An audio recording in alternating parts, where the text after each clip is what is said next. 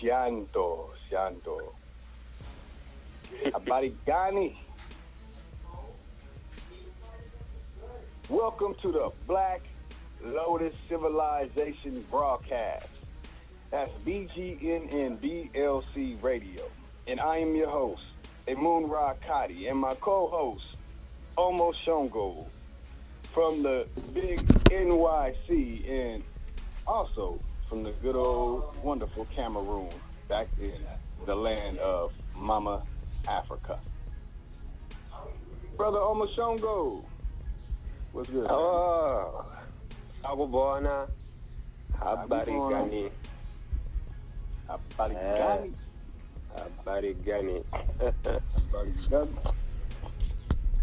Of course, we have another show for our listeners. And this one is Why You Hate Science So Much.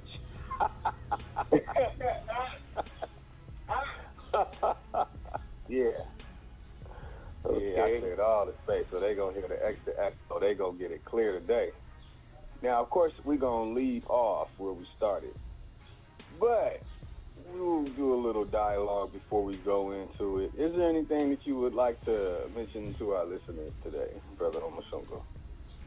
Oh, yeah. Okay.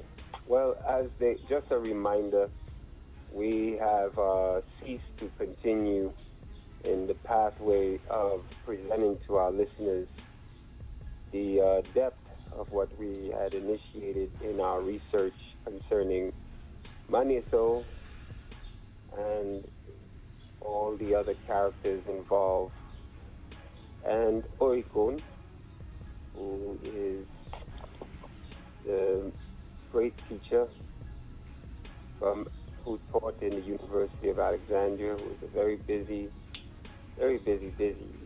ancestor, and how he had to fight these usurpers and plagiarists, and how it evolved into the biblical narrative we have today. And of course, we were on the Appian, Flavius Josephus's critique, and due to events, we ceased to continue in the brain of research so as not to lend information to the upcoming debate. When the debate is over, we will then begin again our further investigation, which will lead to a more detailed book that will be just the way we present it, just short, and to the point, with all the necessary facts and data to back up what our findings are. Of course, everything we cannot relay on the radio show. There is a lot more in-depth findings, and that is reserved for the book. So this is where we are today. We are reviewing where we left off, and Amun is going to go in on why he so hates science. So I look. Yeah, family. I hate science so much. I mean, I just boil when I hear the word science now. For good reason. And what was that, family?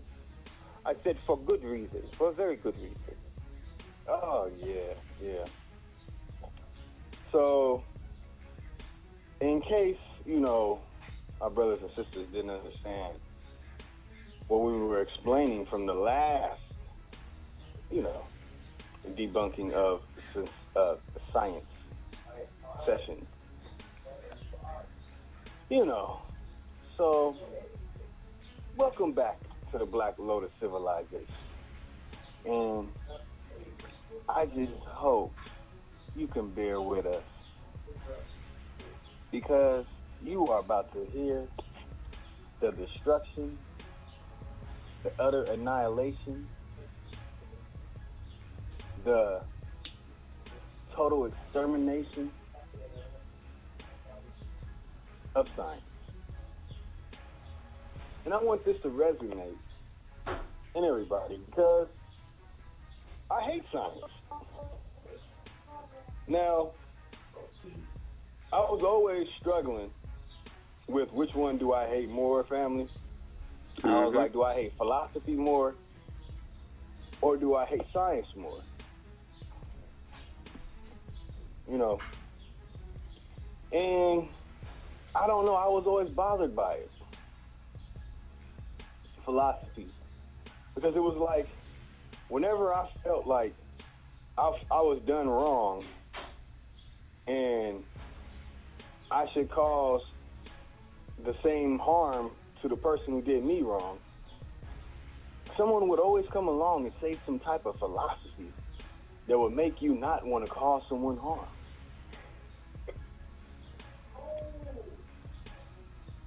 Science. Science has everyone believing that that is the correct answer. You know why people believe that, family? Because they use the term, it's science. What do you mean? Yeah. Because they really believe that garbage that came out of the minds of Germans and has reached the minds of their mind. And what do? They protect it. They shield it. They guide it. They manipulate it. They twist it. Why, family? Because it told us in the beginning that science is from Latin, scientia, meaning knowledge. And it says it's a systematic enterprise that builds and organizes knowledge in the form of testable explanations and predictions about nature and the universe. Now, in case you have heard this recently in any form of fashion, in case you have ever heard that come out of anybody's mouth, I want you to look at the sentence. Testable explanations and predictions about nature and the universe. Okay, they were using science to test science. Okay, how did you learn how to read a book? A book. Or did somebody tell you what those letters were? Explain to you how the words sound when they're together. You didn't just book. So before I even continue from where I was reading from, family, I want us both to think about this. If that be the case, then who was there to tell them if they were right or wrong, or to judge them, or question them, or critique them, or criticize them, or contra appian they but? Who was there to do that? Yeah. I don't know. Was there anyone?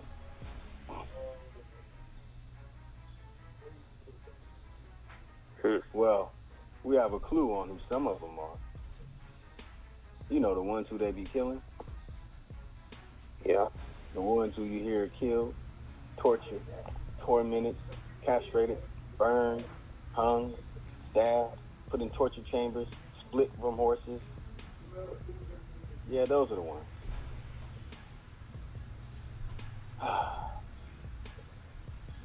So we left off on pre-philosophical science, right?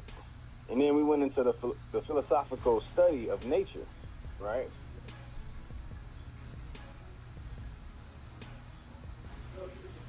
And then we went into the philosophical terms to human things, right?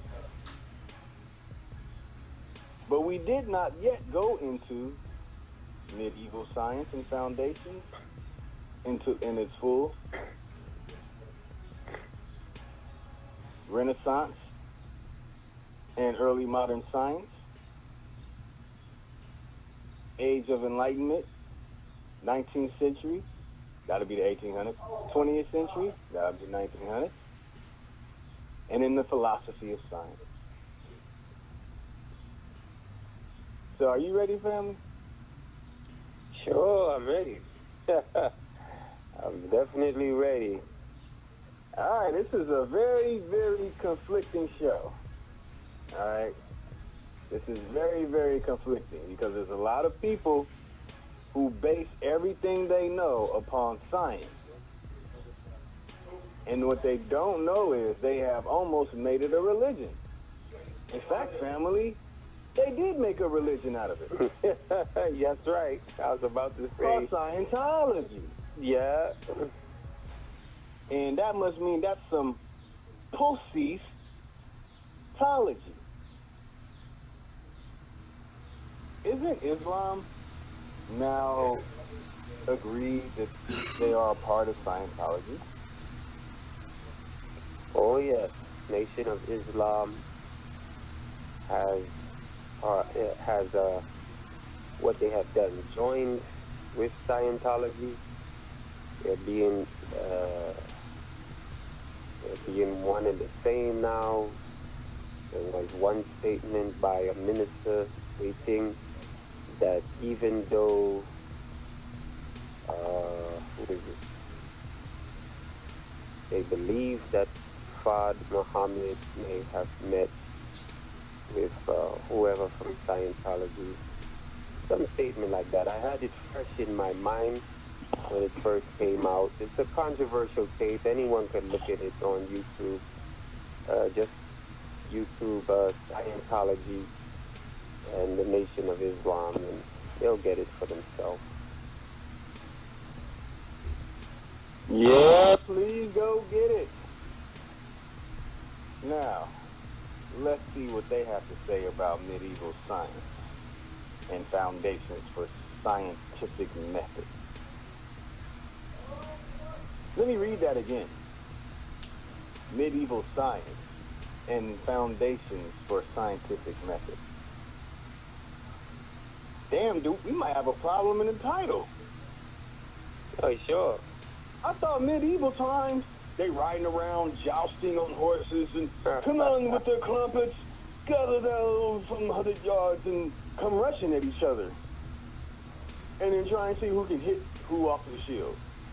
Well, I hope people do know that most of the time the person died who was hit off the horse. Oh, yeah. It was a blessing if you survived it. Bless you. So, it says, during late antiquity and early Middle Ages, the Aristotelian,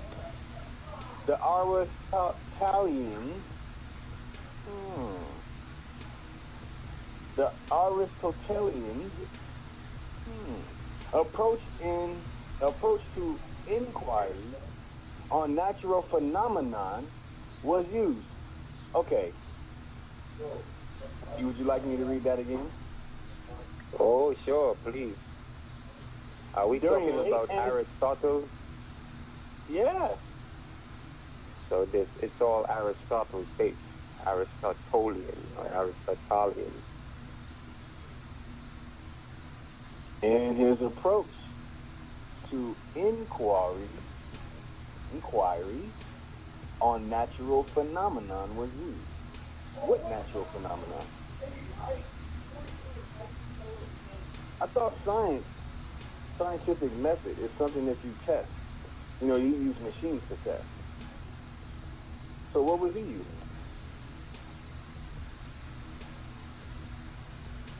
And this is a good question. What was he using? We don't have an answer for that one.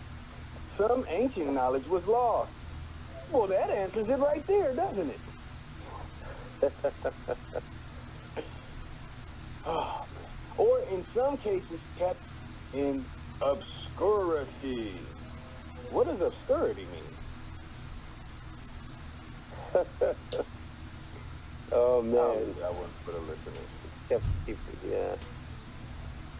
During the fall of the Roman Empire and periodic political struggles. However, the general fields of science are natural philosophy, as it was called. And much of the general knowledge from the ancient world remained preserved through the works of the early Latin encyclopedists like Isidore Ray of Seville. Also in Byzantine Emperor,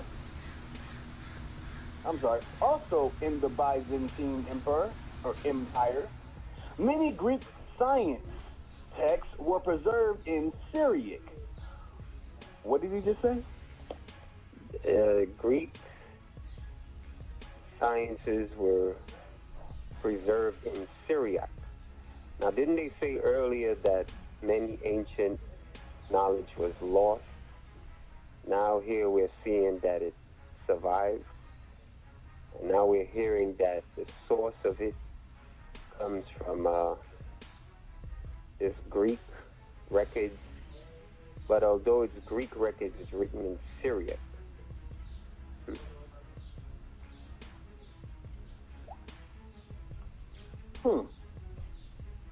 Now, question. Why would the Greek science be written in Syria? Exactly.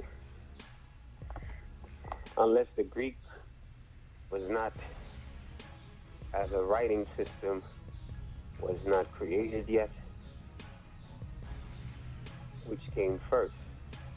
Now that's the question. Greek writing or Syriac writing?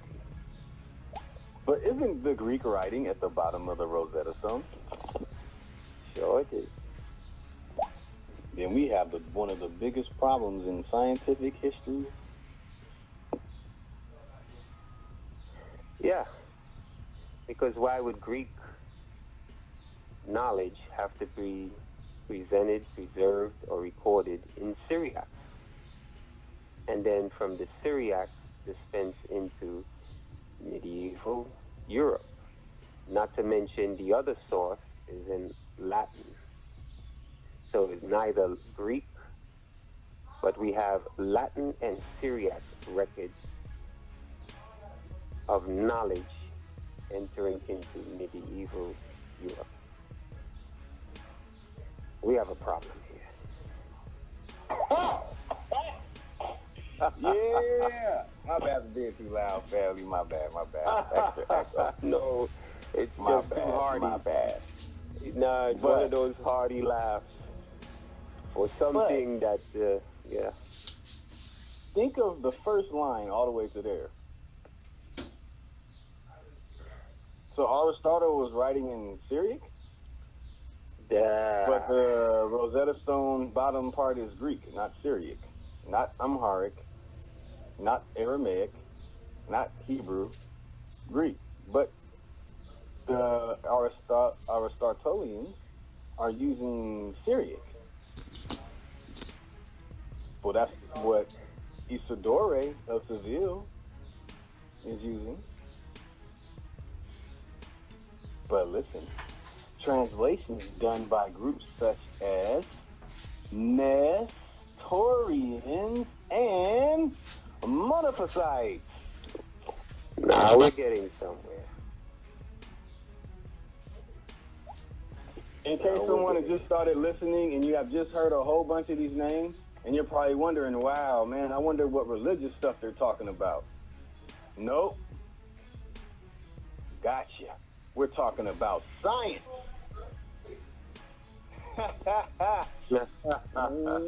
What's up with these type of names being mentioned in medieval science and foundations for scientific methods were they using? And what tests were they doing? And who were they doing it to? Things that make you go, Well, we have the Nestorians. Yeah. Can you repeat that, family? We're dealing with Nestorians, right? So, Nestorianism, let's pull it up. Nestorianism, it's based on, just a second, Nestorius is his name. The church, sometimes known as the Nestorian Church, known as the Church of the East, a Christ logic Christological doctrine advanced by Nestorius, 386 to 450, Patriarch of Constantinople, from 428 to 431. The doctrine, which was informed by Nestorius' studies under Theodore of Mopsuestia at the school of Antioch. This would be today's Turkey. It emphasizes the disunion between the human and divine natures of Jesus. Nestorius' teachings brought him into conflict with some other prominent church leaders, most notably Cyril of Alexandria, who criticized especially his rejection of the title Theotokos, bringer forth of God, for the Virgin Mary. Nestorius and his teachings were eventually condemned as heretical at the First Council of Ephesus 431 and the Council of Chalcedon 451, leading to the Nestorian Schism, in which churches supporting Nestorius broke with the rest of the Christian church. Afterward, many Nestorius' supporters relocated to Sassanid, Persia, where they affiliated the local Christian community known as the Church of the East. Over the next decades, the Church of the East became increasingly Nestorian in doctrine, leading it to be known alternately as the Nestorian Church. Nestorianism is a form of Diophysitism and can be seen as antithesis to monophysitism. Now, this is a problem again, because you just read that is two sources of the knowledge coming in, right? One is Nestorian and one is monophysite. That's right. Now, monophysitism, for the listeners, holds that Christ had a single nature, his human nature being absorbed into his divinity. While Nestorianism, as they just said, the human nature and the divine nature are separate. They're not united. This is where their schism began. So, wait a minute. Do you remember what the title's called? The title Medieval Science and Foundations for Scientific Methods. Sure. Have you heard any scientific foundations? Have you heard any methods being applied? No, we're just hearing about a schism and the application of whether Christ is one nature or two natures. So who invented buck dancing then? Who is what? Who was the original buck dancers then? Buck dancing around the whole damn topic, huh? Goddamn sermon.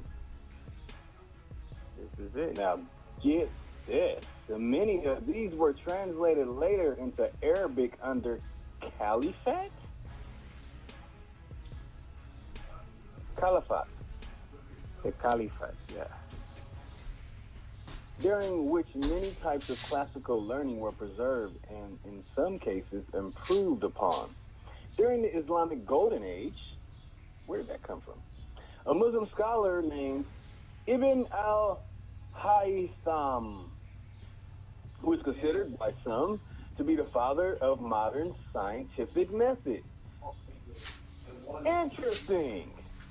Family, can you look up that name and see what they say about this man? What is the name? Ibn al-Haytham. Haifa. Haytham. 965 to 1039. Oh, Ibn al-Haytham. Okay. Ibn al-Haytham. Ibn al-Haytham. Okay. Ibn al-Haytham known as Al-Hassan or Abu Ali Al-Hassan ibn al-Haytham. He was born 965, Basra, Iraq. He died 1040 in Cairo, Egypt. Mathematician and astronomer who made significant contributions to the principles of optics and the use of scientific experiments. This is what the basis is on Ibn al-Haytham. Looking at his life, he went to get his education in Alexandria, in Cairo.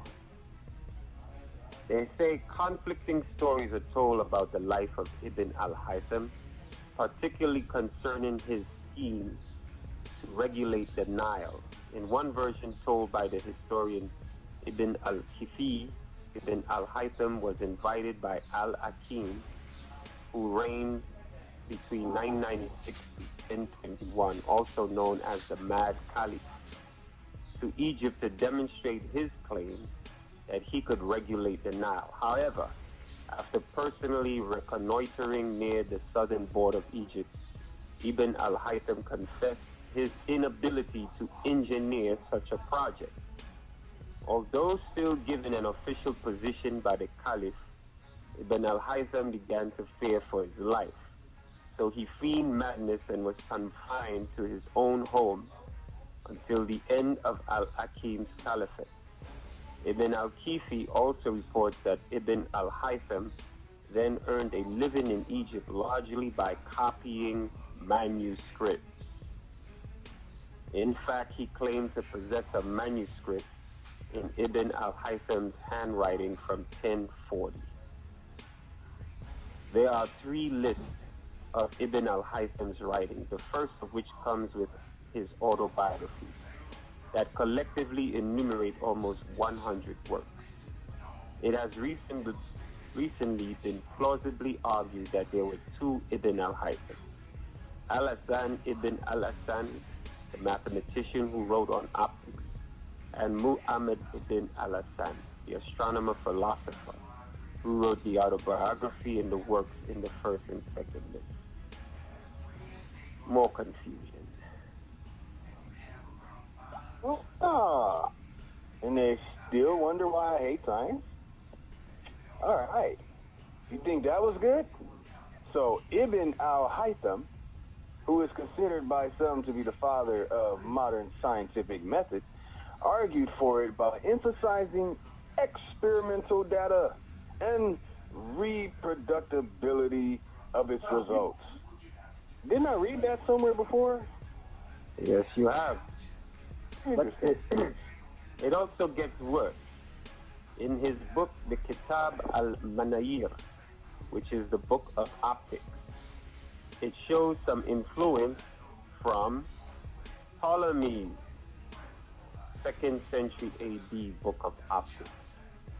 It contains the correct model of the vision, passive reception by the eyes of light rays reflected from objects, not an active emanation of light rays from the eyes. It combines experiment with mathematical reasoning, even if it is generally used for validation rather than discovery. The work contains a complete formulation of the laws of reflection and a detailed investigation of refraction, including experiments involving angles of incidence and deviation. Refraction is correctly explained by light moving slower in denser mediums. The work also contains Al-Hassan's problem to determine the point of reflection from a plane or curved surface, given the center of the eye and observed point, which is stated and solved by conic sections. Other optical works include Al-Qamar, on the light of the moon, Al-Hala wa Kawkuza, the halo and rainbow, Urat al-Kusuf, on the shape of the eclipse, which includes a discussion of the camera obscura, and Al-Loa, discourse on light. al-Shukuk fi Kitab Kulidi, Solution of Difficulties of Euclid's Elements. Ibn al-Hatam investigated particular cases of Euclid's theorems. We're seeing once again he's a copyist. First from sources that date to Ptolemy II, and now Euclid.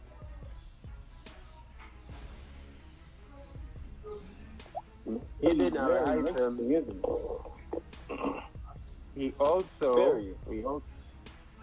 he has a book on Hayat al-Lalam, the configuration of the world, in which he presents a non-technical description of how the abstract mathematical models of Ptolemy's Almagest, which was a book most widely fought for. Wars were fought over the Almagest. Whoa, what's it called? The Almagest. The Almagest. Yep.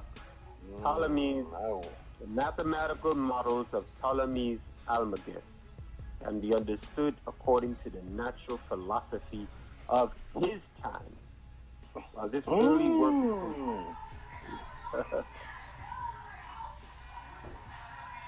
And he wrote a book. While this early work implicitly accepts Ptolemy's models, a later work, Al-Shukuk Lalabal-Lamius, Doubt About Ptolemy, criticizes the Almagest, along with Ptolemy's planetary hypotheses and options. Wow. That pretty much said the same thing. 1 minute he's using Ptolemy's book on optics, and then secondly he's criticizing it in another book. Wow. And you know what's funny? Because they talk about the House of Wisdom, considered to be the first university in the world. And it says it was established in the Abbasid era, Baghdad, Iraq. What about the Umayyad who preceded the Abbasid? What about Hagia Sophia? That exactly. Isn't that what Hagia Sophia means? House of Wisdom? House of Wisdom, that's right. So why are they putting it in Baghdad? Because the one in Baghdad came after the Abbasid, and the one in the Hagia Sophia was during Constantine's time. I wonder how much later did the one in Baghdad come? Debate al-Hikm or Hikmah. This would be, of course, after Prophet Muhammad. It would have to be in the 9th century, 10th century AD. Wow. So it's because we have here Al-Haytham is around during the time of Al-Hakim, who reigned in 996, 1021 in Egypt. That's right. So it's 9th century AD, 10th century, 900 AD.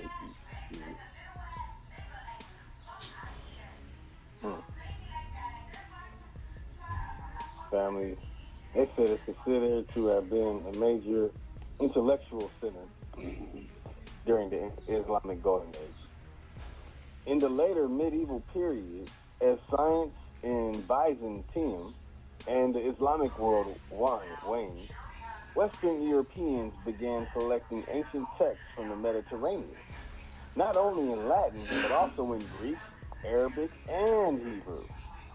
Knowledge of ancient researchers such as Aristotle, Ptolemy, Euclid, amongst Catholic scholars, were recovered with renewed interest in diverse aspects of natural phenomena. In Europe, men like Roger Bacon in England argued for more experimental science, By the late Middle Ages, a synthesis of catechalism and Aristotelicism, known as scholasticism, or what is it called? Scholastism.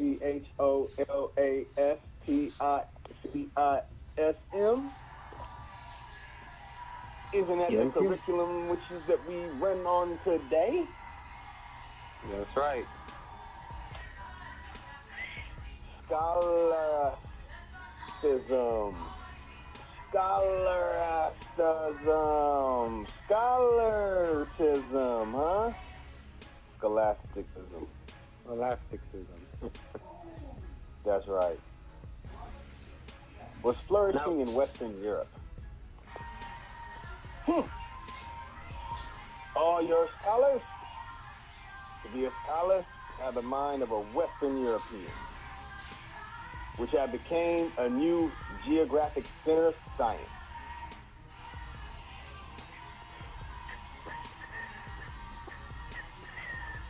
So, science. Oh, how hast thou killed billions upon billions of my people, and destroyed the minds of my people, sending them into the ancestral realm without knowledge of self. And what exactly will our ancestors have gone through who continue to live that way when they reach that ancestral realm? It's a very good question. Renaissance and early modern science thinks they have the answer to that question, family. So, by late Middle Ages, there's a scientific revolution.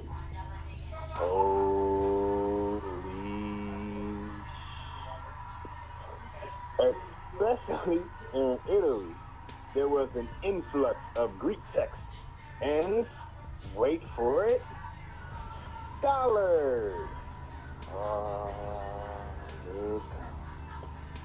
From the collapsing Byzantine Empire, Copernicus formulated a heliocentric model of the solar system, unlike the geocentric model of Ptolemy's Almagest.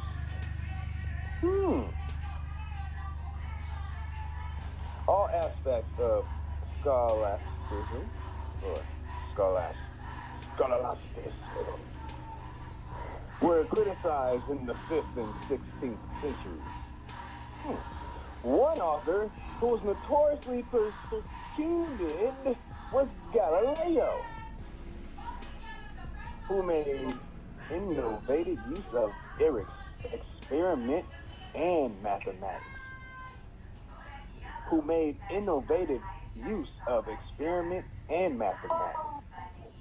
Can I get it one more time? Yes. You did made what? Innovative use of experiment and mathematics. So who kicking the science and who kicking the mathematics? Oh, y'all thought y'all knew something, huh? Y'all thought y'all math was something, huh? Not gonna knock it all down. There is one of the formulas of math that's pretty much AS backwards, but it's close as you get. Figure it out on your own. So, Galileo made innovative use of experiment in mathematics. However, the persecution began after Pope Urban VIII blessed Galileo to write about Copernican system. What is that called? Copernican? Yeah, after Copernicus, maybe. But it's C-A-N. So, Copernican? So, yeah, Copernican, isn't it? N-I-C-A-N? It's hard for me because I have to say these the wrong way. You know, the way that most people pronounce it. So I can't say it the correct way. I have to say all these things the wrong way. So y'all bear with me. So Copernican system, and we're almost reached the bottom of the hour. So call from 216. You know what I'm saying? Hang in there, family. I believe that's Brother Ari.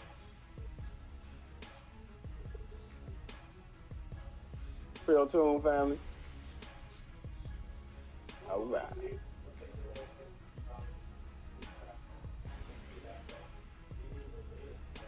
Let's continue on, because this says that Galileo had used arguments from the Pope and put them in the voice of the simpleton.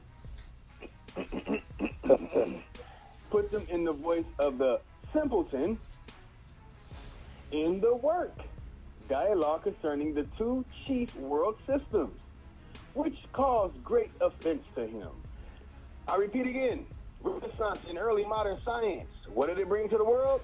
Dialogue concerning the two chief world systems, which caused great offense to him. Family, any dialogue on this atrocity that I've just read?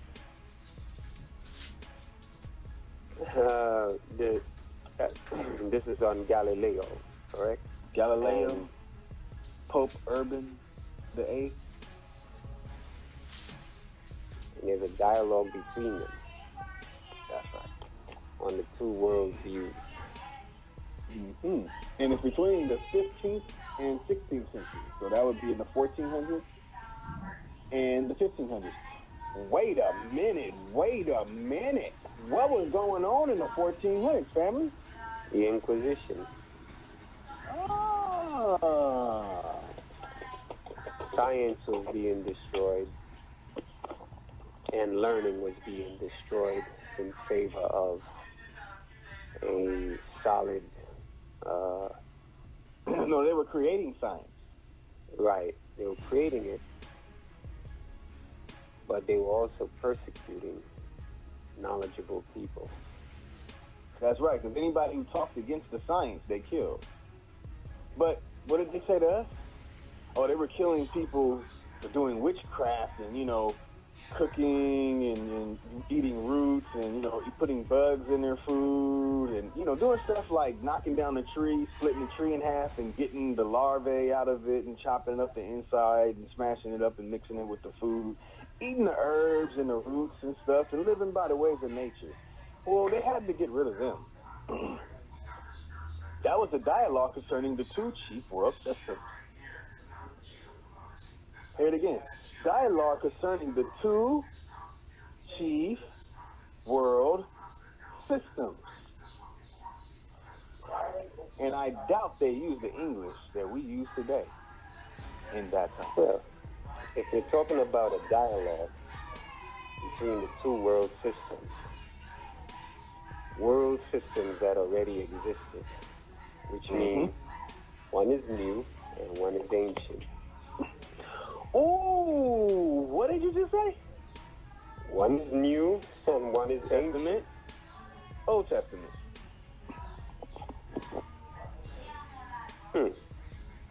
Damn, I'm good. Let's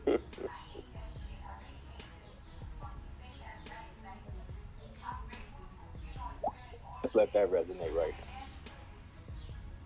So what has Renaissance and early modern science brought to the world so far?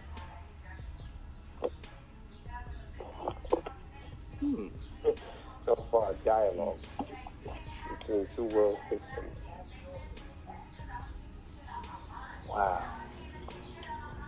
Wow. When I tell you that this book and this stuff that I'm about to say gets so much better, I'm telling you, y'all, throw your popcorn in the microwave right now. Because guess what? This is the very thing with the systems that our country is based upon, isn't it? Oh, yeah. Very much so. Now, where did this dialogue concerning the two chief world systems take place in? Northern Europe.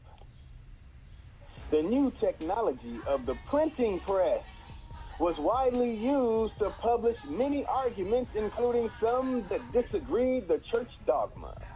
Rene Descartes and Francis Bacon published philosophical arguments in favor of a new type of non-Aristotelian science.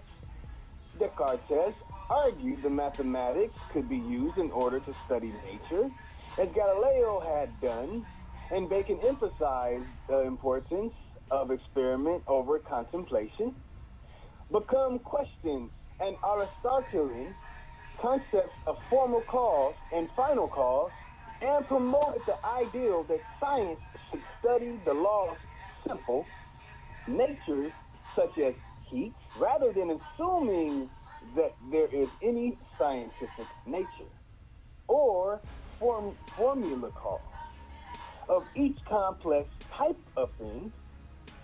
The new modern science began to see itself as describing laws of nature.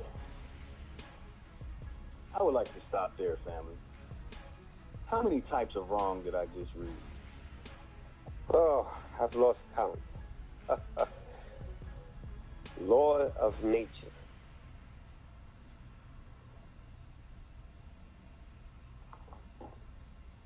And the dialogue. This is anti dialogue concerning the two chief systems, the two chief world systems. And I want you to really think about what I just read. And really think about what exactly happened in the 1400s. What happened in the 1400s? Well, in 1492, the Moors were expelled, and so were the Jews, turning Spain into very backwardness. From the previous state of high learning, enlightened learning, now it went backwards. And of course, this is the institution, the Inquisition, and here now we're looking at a dialogue between two world systems at the same time. So they're getting rid of one in exchange for the other. The modern system, which is not based on any experimentation or scientific, so-called scientific fact now, is it? But rather on a dialogue and an argument on getting rid of what the Aristotelian favor.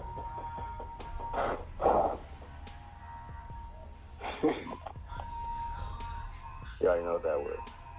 Yeah. Yeah, it's amazing, family. I mean, law of nature. Law. What does the law do to us? Anything I ever heard of law coming towards me has always been killed, beat up, put in jail, or things like that. So they have formal cause. What does formal cause mean?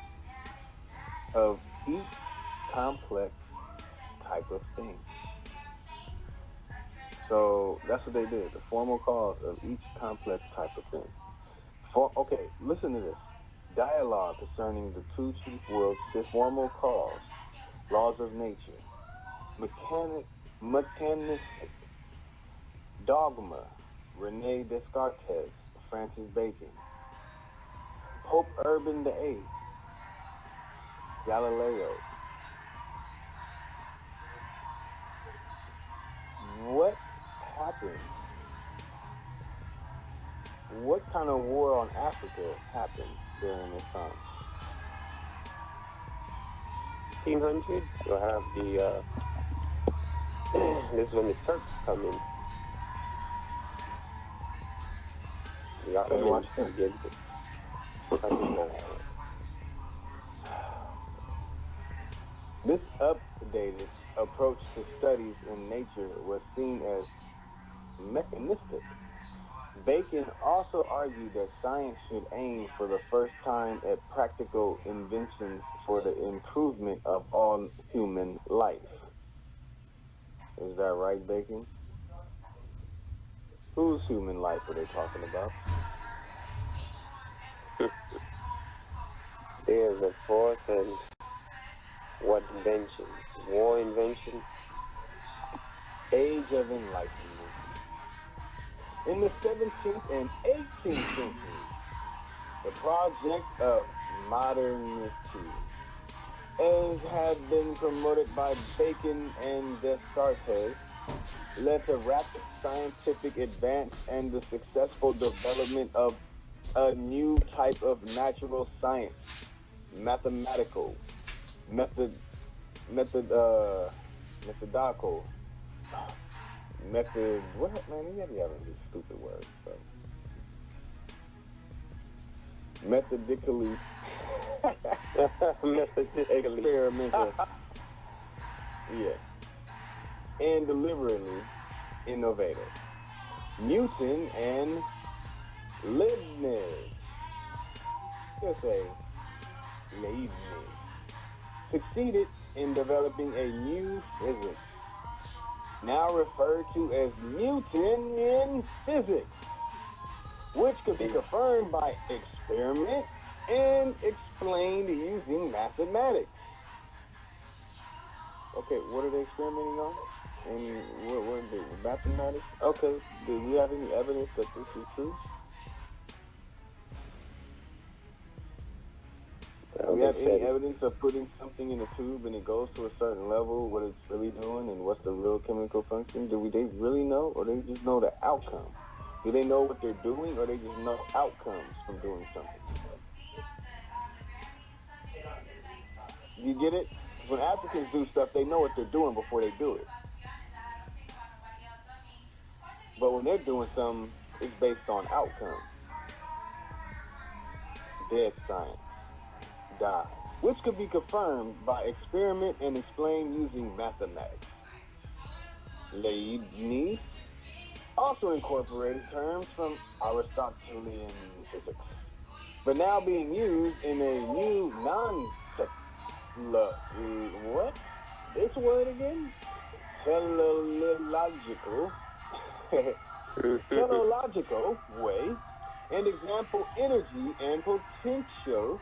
Modern versions of Aristotelian energia and potentia.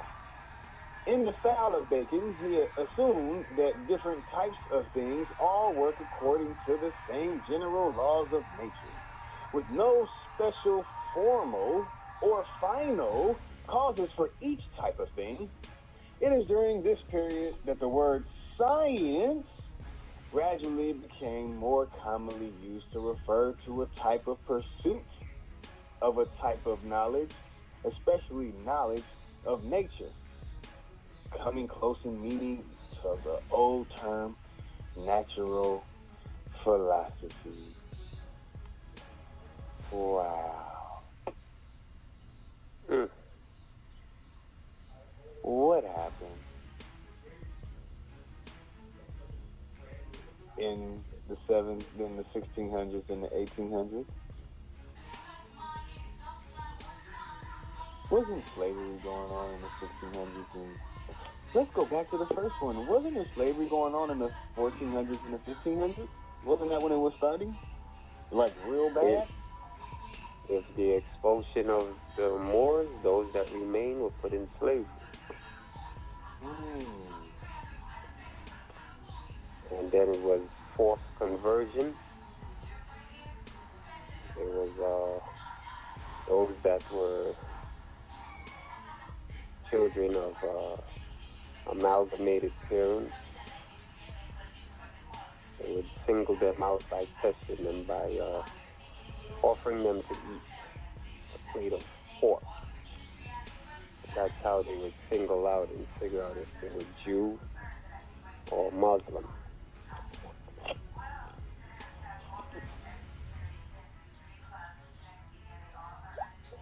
Wow. Then we have in the 1611. Mm-hmm. That's when they began with the West African slave trade. Oh. Whoa. So all kind of things happening all around these times, isn't it? Oh, yeah. I mean, I think the devil himself was born in that century. Oh, looking at the turn of events? Yes. And slavery became just beneficial for everybody at that time. So that means all those names I mentioned had something to do with slavery. Scientists who were saying they had a dialogue concerning the two chief world systems. So in order for the new system to work, what do they have to do? Kill the old system. So they can make a new. So they're killing the old system in the 1600s and the 1700s. So what does that bring us to? That brings us to the 19th century. Oh, family, it's about to go down. Why is it about to go down? Now, in the 19th century, how many of our Africans in America inventors and inventions did we have? Oh, hundreds. Hundreds of inventions. Let's see what they say about the 19th century of science. Both John Herschel and William Whewell. Ooh, haven't you heard that name recently from me? Herschel? William Whewell. Whewell. Oh, yeah. Systematized methodology. The later coined the term scientist when Charles Darwin published On the Origin of Species. He established descent with modification as the prevailing evolutionary explanation of biological complexity. His theory of natural selection provided a natural explanation of how species originated, but the only gained wide acceptance a century later. John Dalton developed the ideal of atoms. John Dalton developed the ideal of atoms. Oh, wait a minute. John Dalton. Didn't we have someone before him who developed the idea of atoms?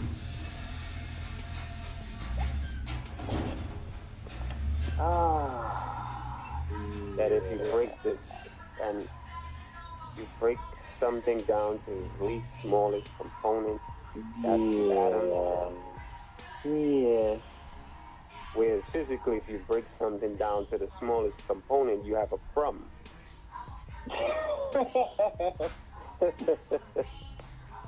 Yeah. So they were looking at crumbs, but John Dalton was looking at atoms. Without an electron microscope. This is how he saw it. The laws of thermodynamics and electromagnetic theory were also established in the 19th century. I don't know, wait for it. Which raised new questions which could not easily be answered using Newton's framework. I hope you held your thoughts. Yeah.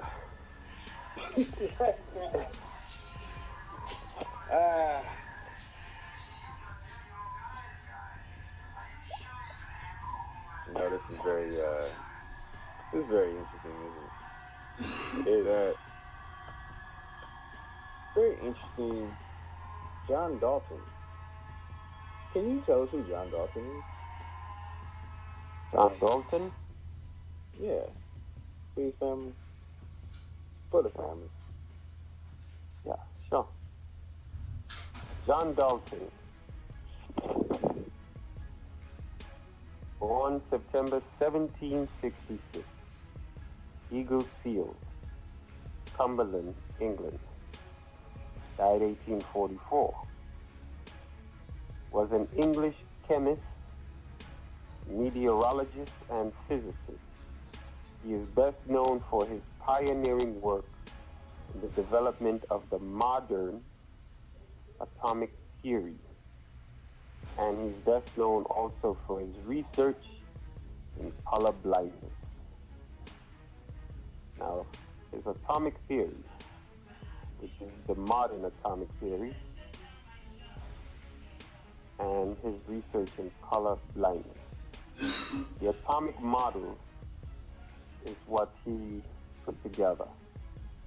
In chemistry and physics, atomic theory is a scientific theory of the nature of matter, which states that matter is composed of discrete units called atoms.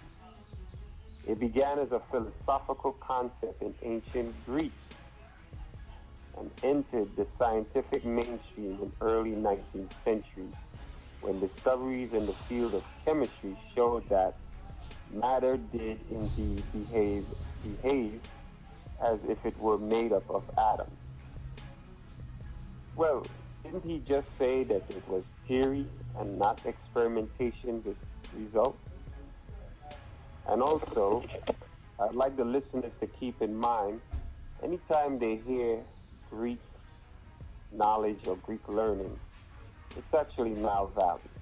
They took it over and took charge of the Alexandrian Library and University. It says the word atom comes from the ancient Greek adjective atomos, meaning uncuttable.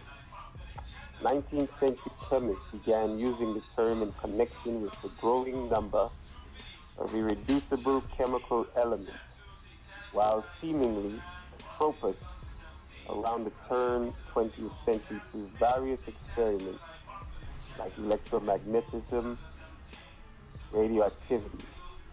Physicists discovered that the so-called uncuttable atom was actually a conglomerate of various subatomic particles, chiefly electrons, protons, neutrons, which can exist separately from each other.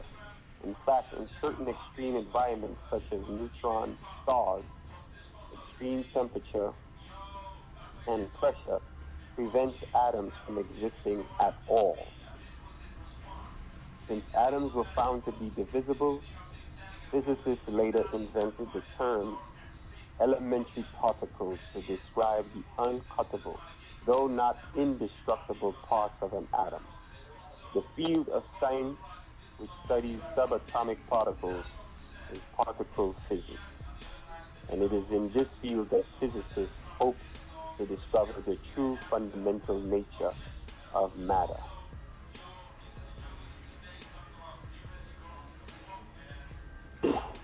Very, very, very interesting, isn't it? So what are they really getting at? A theory. So it's, wait a minute. So the atom, everything they say about the atom is just a theory? It's an atomic theory put forward by John Dalton. Oh, in my Kermit the Frog stance while I'm sipping my tea, I'm just saying, due to the situation. We won't go all into that. What we're going into is philosophy of science. And this is where I just want to beat my head against my laptop. This is when it went from using the things, all the stuff I read above. Okay, family. Now, you do understand that science is killing us, right? Oh, yes. And they're killing us with science, right? It's foul usage of it, sure. The modern usage when did they have guns and cannons? Did they have guns and cannons before the 14th century? No. But somehow they end up with guns and cannons after that. Yep, they sure did. Something's not right. They even began to have a fleet when before they had no such thing as a fleet. Nations began to have fully developed fleets. Naval fleets. Spain, England, and France.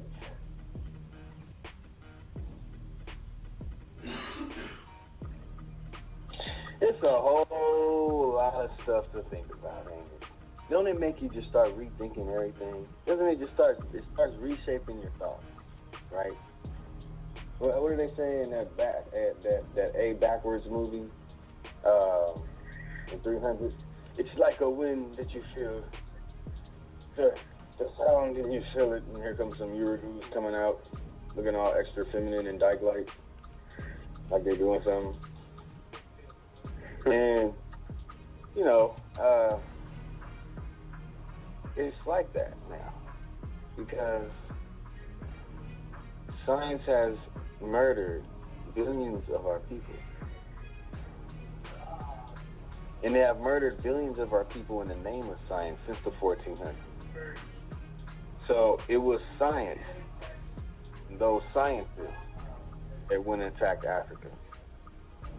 You got the names, look them up.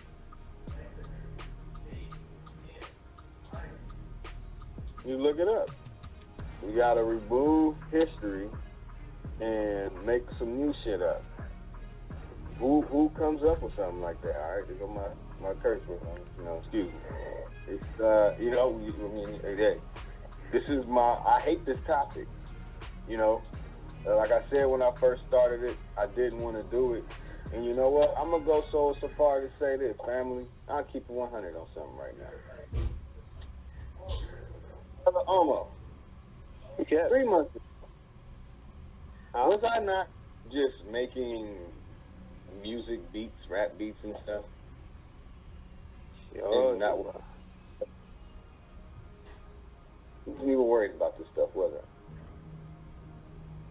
Sure, you were heavy into making all types of experimental sound and creative soundtracks. Mm-hmm. Before that, you want to elaborate on what briefly without giving it out? Just that period. The reason why I came back to it, you know why? Because I found out that all my translations were wrong.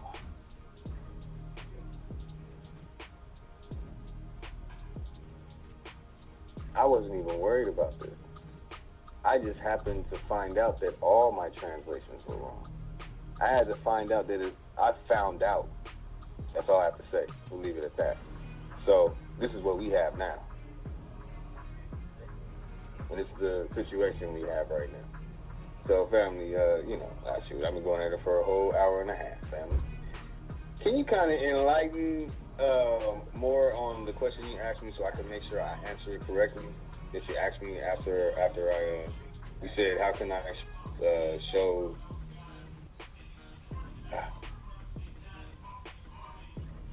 Which question? The first question you asked me. To prove that this is a German discipline. Oh! Modern science. Oh. Okay. You know, I noticed I named all those Germans. Yeah, sure. And Russian. And when you look it up, pretty handy. Hold on.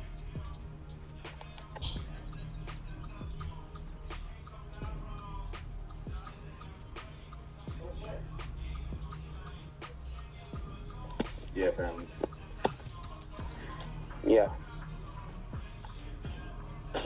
So, this is very interesting.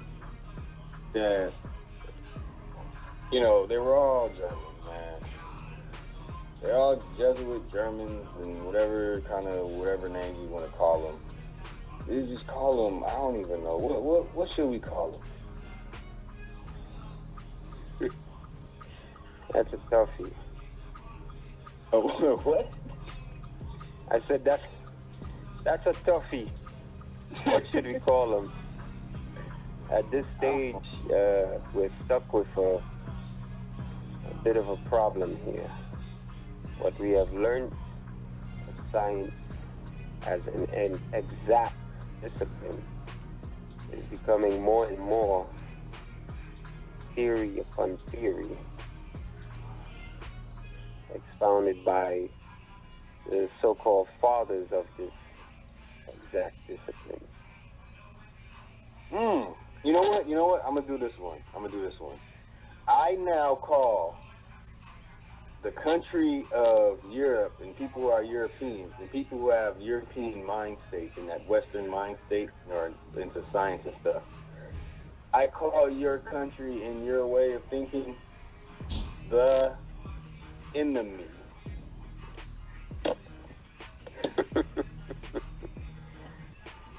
That's the best I can come up with. So they'd be like, "Oh, where you came from? You came from France? Oh, out there in Europe? Yeah. Oh, okay. You came from the enemy."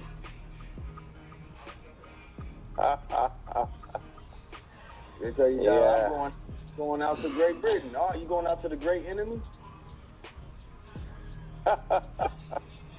Okay. So we have them single out as a great enemy. Enemy to the planet. That's right. People kind.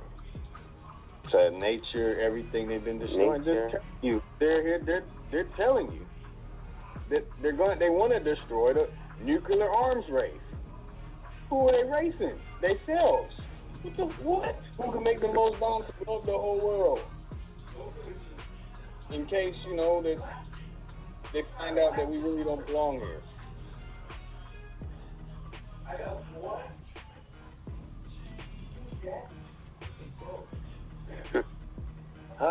Family. They were supposed to have been dealt with. But, thanks to science, they managed to find a way to extend their lives by about 40 years. But you look up the 14th century stuff, the lifespan of a European was 50, while the African was like 150. But we'll talk about that another day. Let's get on philosophy of science. Working scientists usually take for granted a set of basic assumptions that are needed to justify the scientific method. That there is an objective reality shared by a rational observers. And this objective reality is governed by natural laws. That these laws can be discovered by means of systematic observation and experimentation. Philosophy of science seeks a deep understanding of what these underlying assumptions mean and whether they are valid. Really?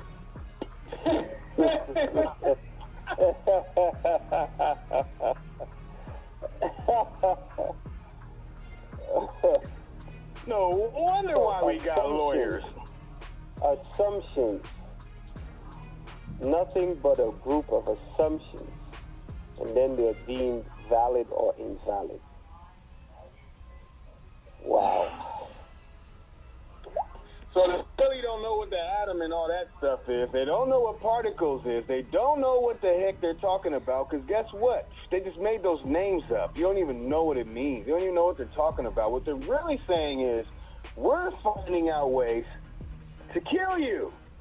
And we're going to make you repeat it and make you feel that you're smart. Because isn't that what it says? What does it say up on the other line? Let me find this phrase that he says. Where's this phrase? Oh, phrase, oh, phrase. Where have you gone? Phrase, oh, phrase. I cannot find the phrase. Let's check our callers. Family, you have any questions about science?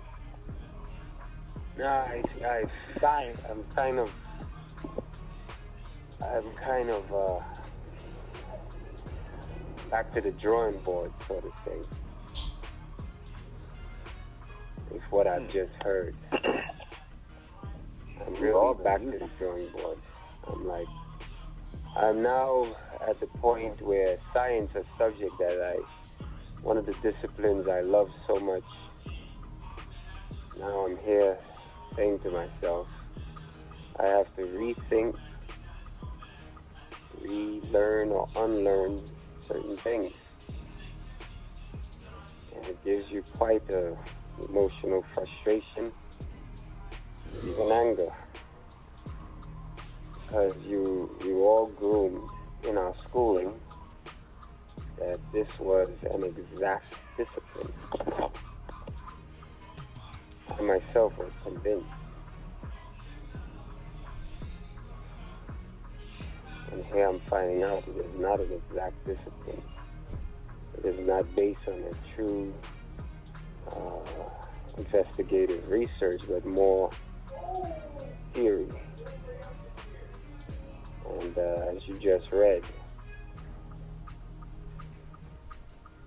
pairing, using using what to find if it's valid or invalid.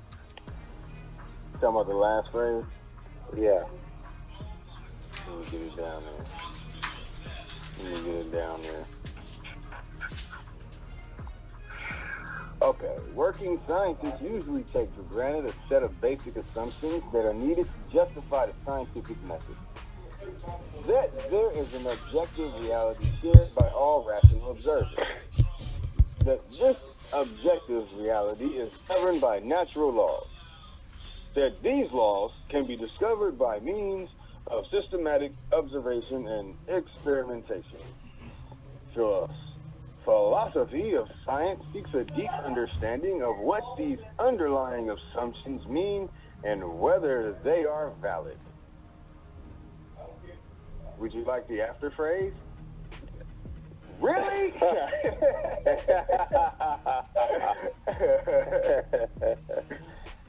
Wow. So basically they said it was for the simpleton.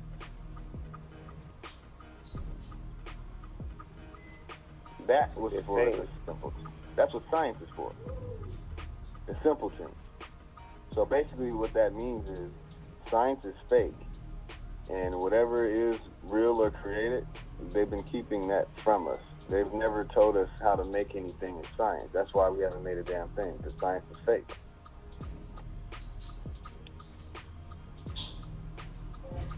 As I continue, the belief that scientific theories should and do represent metaphysical reality is known as realism. The belief that scientific theories the belief that scientific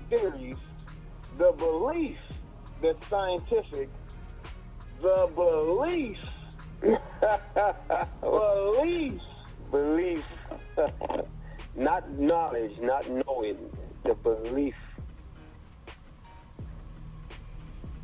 Oh, we got a problem here. The belief that scientific theories should and do represent metaphysical reality is known as realism. Really? Realism. So realism is based on metaphysics. Huh? I'm sorry. I was listening in. Oh, wait. I was listening in my metaphysical ear. Let me put the phone on my realism ear. I thought science tries to create a border between faith, which is belief, and science. I thought science is supposed to always be at odds with belief, which is metaphysical in nature. So how come now it is realism?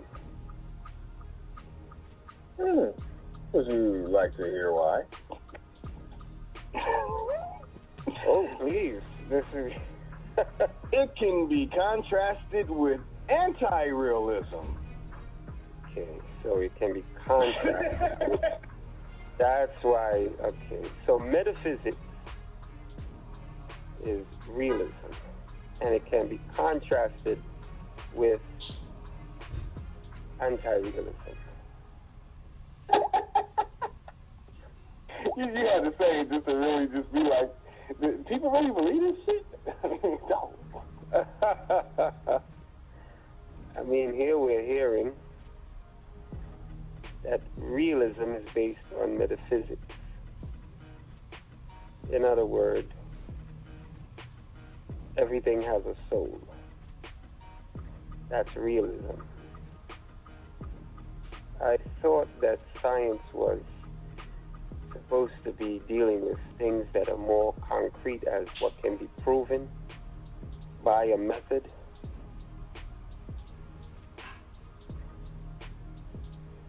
So metaphysics now can be proven using the scientific method, I guess.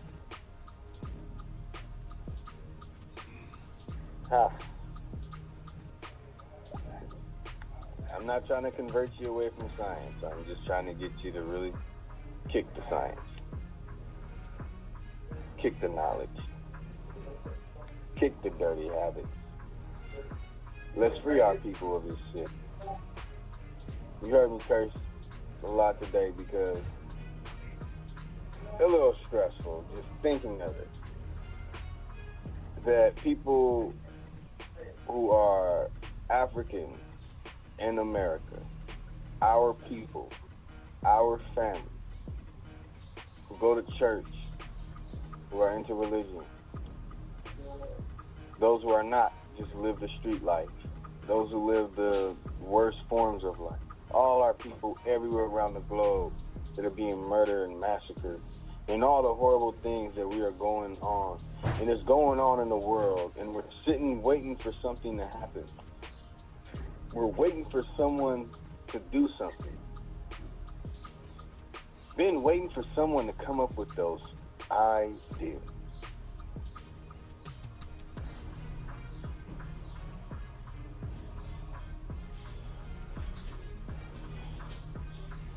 So it says there are different schools of thought in philosophy of science. The most popular position is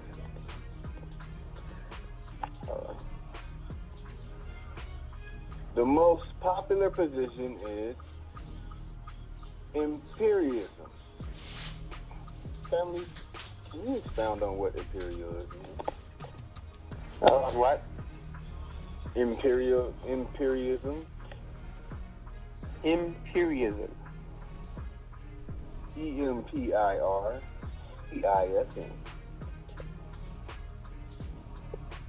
Just bear with me 1 second.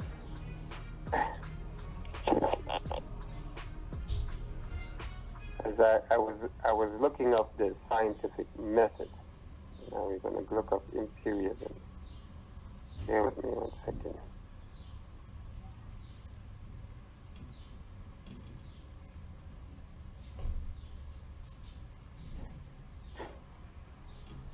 Is it empiricism with a C? How do you spell it?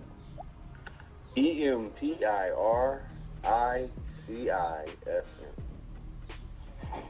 Okay, yeah, empiricism. Empiricism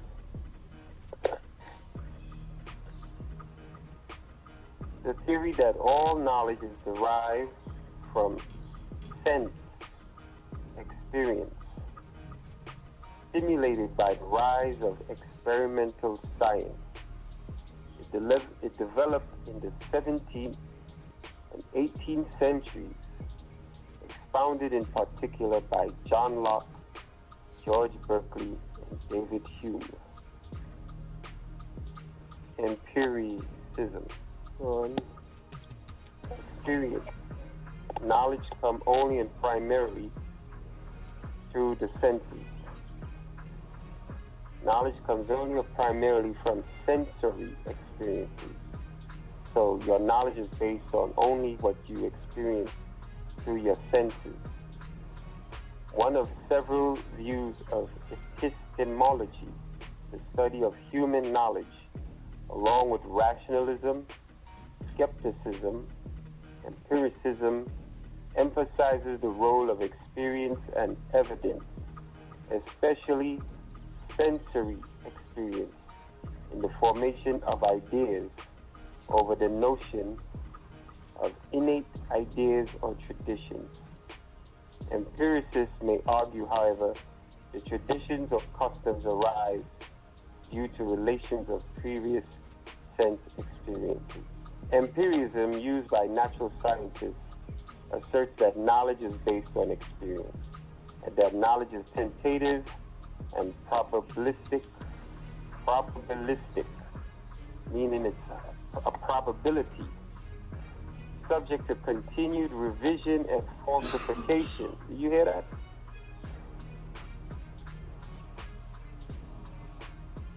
Oh, yeah.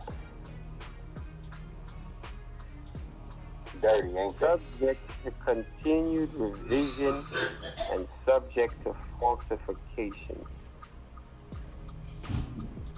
It's incredible.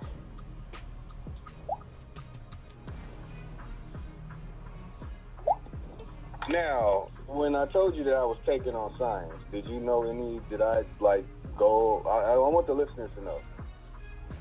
When I was taking on science, did I ever tell you that I researched this stuff before?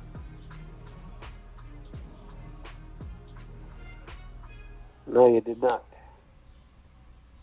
Yeah. Guess where Scientology's main church was established? Don't tell me Pasadena.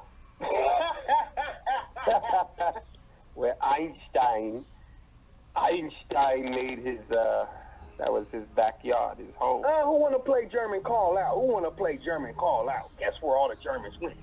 Guess where the best, smartest, killer scientists Germans went? Pasadena, California. What is in Pasadena, California? Central Institution of Technology, the world famous CIT, renowned around the world for what it brought to the world. And then you have NASA JPL Astronomic Headquarters, where all that goes into space is made there.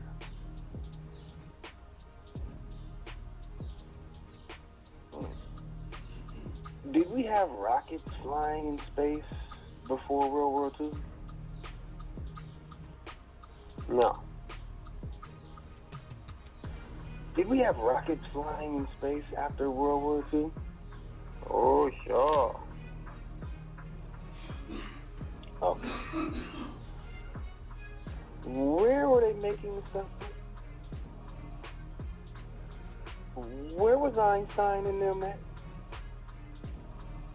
People might want to start Googling California Institution of Technology, Googling how they show the wall and Einstein and stuff.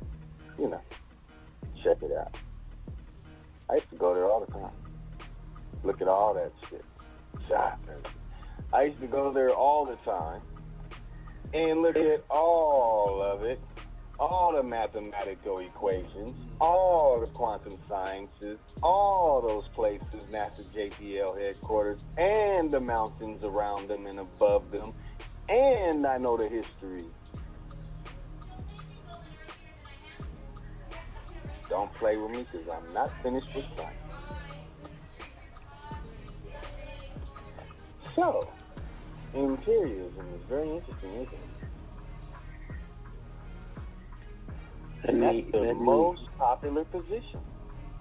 Let me add something else here concerning imperialism.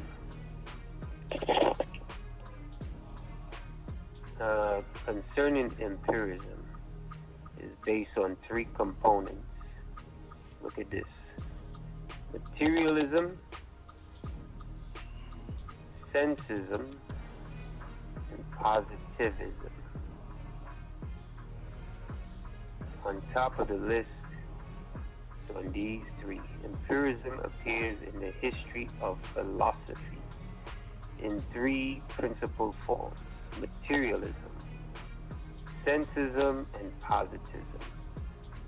Materialism is, in its crudest shape, was taught by the ancient atomists Democritus, Lucifer. Now we have contradictions in science. What is going on here? There's all these Kemetologists and Egyptologists and potato heads playing with Aztec, Olmec, Inca, Macha, and all the dates and everything they have said been based upon science. Has this all not been based upon science? Is this not the man that made the nations tremble? Yeah. Oh yeah. They're in one accord. Atomist, Epicurus, Lucretius also. Reducing the sum of all reality to atoms and motion, taught that experience whereof they held knowledge to be constituted is generated by images reflected from material objects through the sensory organs into the soul. Images reflected from material objects. It's reflected into the soul. The soul they describe as a mere complexus of the finest atoms, perceives not the object. The soul cannot perceive an object. Isn't that something? But their effluent images is what the soul perceives. With modern materialists, Helvidius, Dolbach, Diderot, Feuerbach, Moleschott, Buchner, Vogt, all Germans.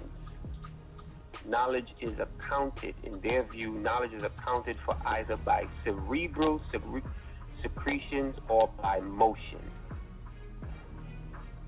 While Hackett looks on it as a physiological process affected by certain brain cells. Avenarius, Willie, Mach, etc. subtilize this process so far as to reduce all experience to internal and criticism. Cynicism is where they define as all materialists are, of course, sensists. Though the converse is not the cause, nevertheless, by denying any essential difference between sensations and ideas, intellectual states, sensism logically involves materialism. So we're going around in circles.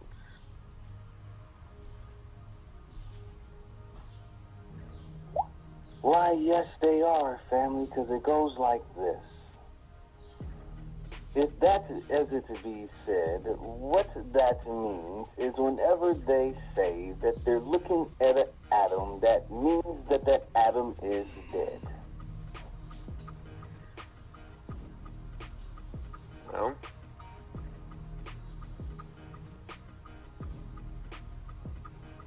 they splice to look at the atom. They destroy to look at anything. they have to kill a thing to study it. But they never find a way to look at it while it's still living. But they do put out videos saying this is what happens when it's living and it's doing something that we're telling it to do, but it's not doing what we're telling it to do because we don't know what it does. Well, you know, imperialism. I can't help but think of Bill Cosby just a while ago with the way you're carrying on. Miss Dr. Huxtable. Oh yeah, family. Oh yeah. He used to break it down just like that. Just like that. Gotta give it up for Bill. Bill, donate some money. You know what I'm saying? I kick him in the head. All right. So, we're not dealing with an exact discipline here. We're dealing with a lot of theory, especially when it comes to empiricism, we're dealing with a lot of conflicting ideas and contradictions. Really. Even its last part they describe as positivism. Positivism, they say positives following Comte do not deny the supersensible, they declare it as unknowable. It is the object of faith and religion. They say Dalai Lama Gandhi, hoobity hoobla, live in peace, people. Continue, please. Okay. Positivism do not deny the supersensible, they declare it unknowable. The one source of cognition, they claim, is sense experience, experiment and induction from phenomena. John Stuart Mill, 1870, following Hume, reduces all knowledge to a series of conscious states linked by empirical associations and enlarged by inductive processes. The mind has no certitude of an external world, but only a permanent possibility of sensations and antecedent and anticipated feelings. Spencer, 1903, makes all knowledge relative. The actual existence of things is their persistence in consciousness. Consciousness contains only subjective feelings. The relative supposes the absolute, but the latter is unknowable to us. It is the object of faith and religion, agnosticism. All things, mind included, have resulted from a cosmological process of mechanical evolution wherein they are still involved. Hence, all concepts and principles are in a continuous flux. Yeah. This gets, You know what? I might want to actually hear this. I might ask you to say this. Am I on to something? Yeah, you're on to something. Yes.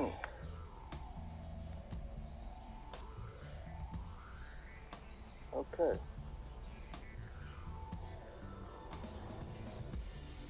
Now, I want everyone to pay close attention to all the stuff that you're going to hear from this point on.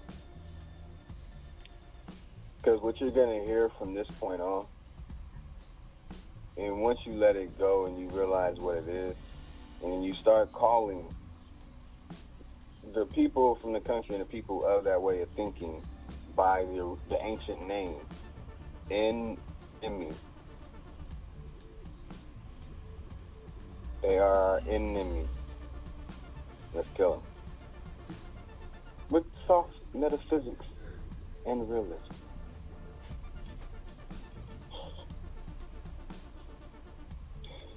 There are different schools of thought in philosophy of science.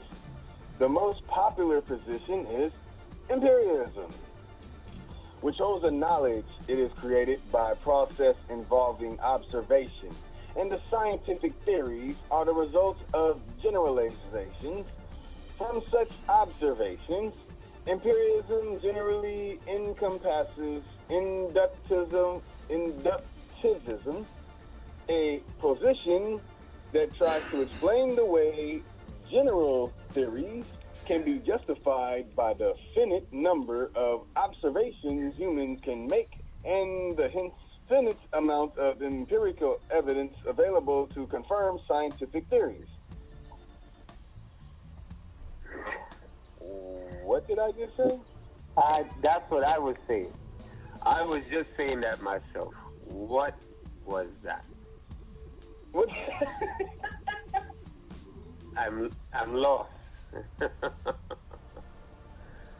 I feel sorry for students who are entering in the university because they're going to test them on such descriptive confusion, and I don't think their minds are prepared for going around in a merry-go-round of conflicting confusion and elaborate descriptions that don't get to the point of what is to be said.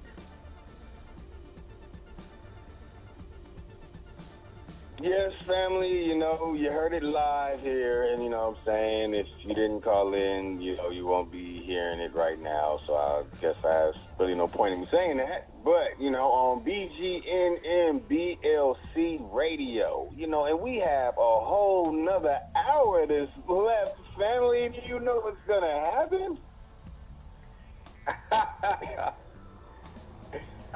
This was about to happen. Notice we're not taking no breaks. No pauses. It's destruction of science time. So we've gone through what we've gone through, right? Yeah. And we were left where we were left. Total confusion. This is necessary because the number of predictions those theories make is infinite, which means that they cannot be known from the finite amount of evidence using deductive logic. Hold up, wait a minute. What? It cannot How be can known. it even be two words like that together? Does that make sense? Deductive logic. You deduct from logic? Deductive. So you're not even specific. How much of the logic are you taking away? Is this what science is based upon? Is this what Egyptology and all this chematology stuff is upon? Is this what it's really all about? The 266 particles and the waves in Ruby Hooblas. And oh my God, space aliens came and did it. And then they left like, hey, we did it. And then, man, you mean to tell me science has been killing billions of us physically and mentally?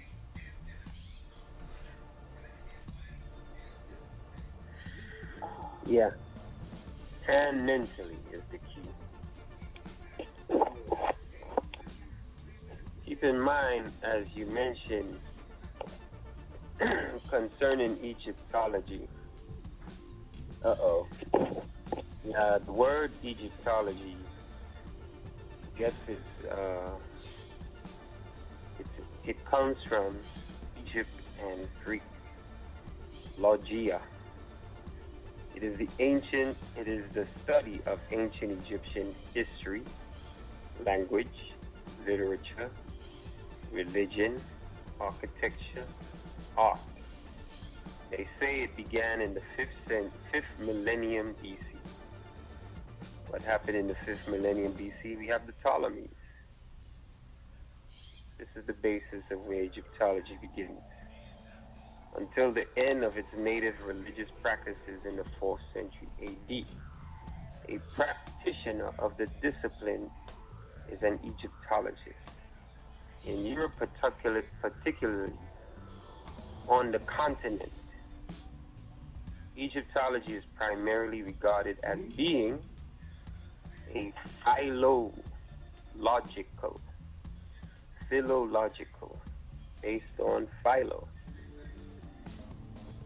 philological discipline. Oh, whoa. You can't just, wait. You can't just, wait. Who's Philo?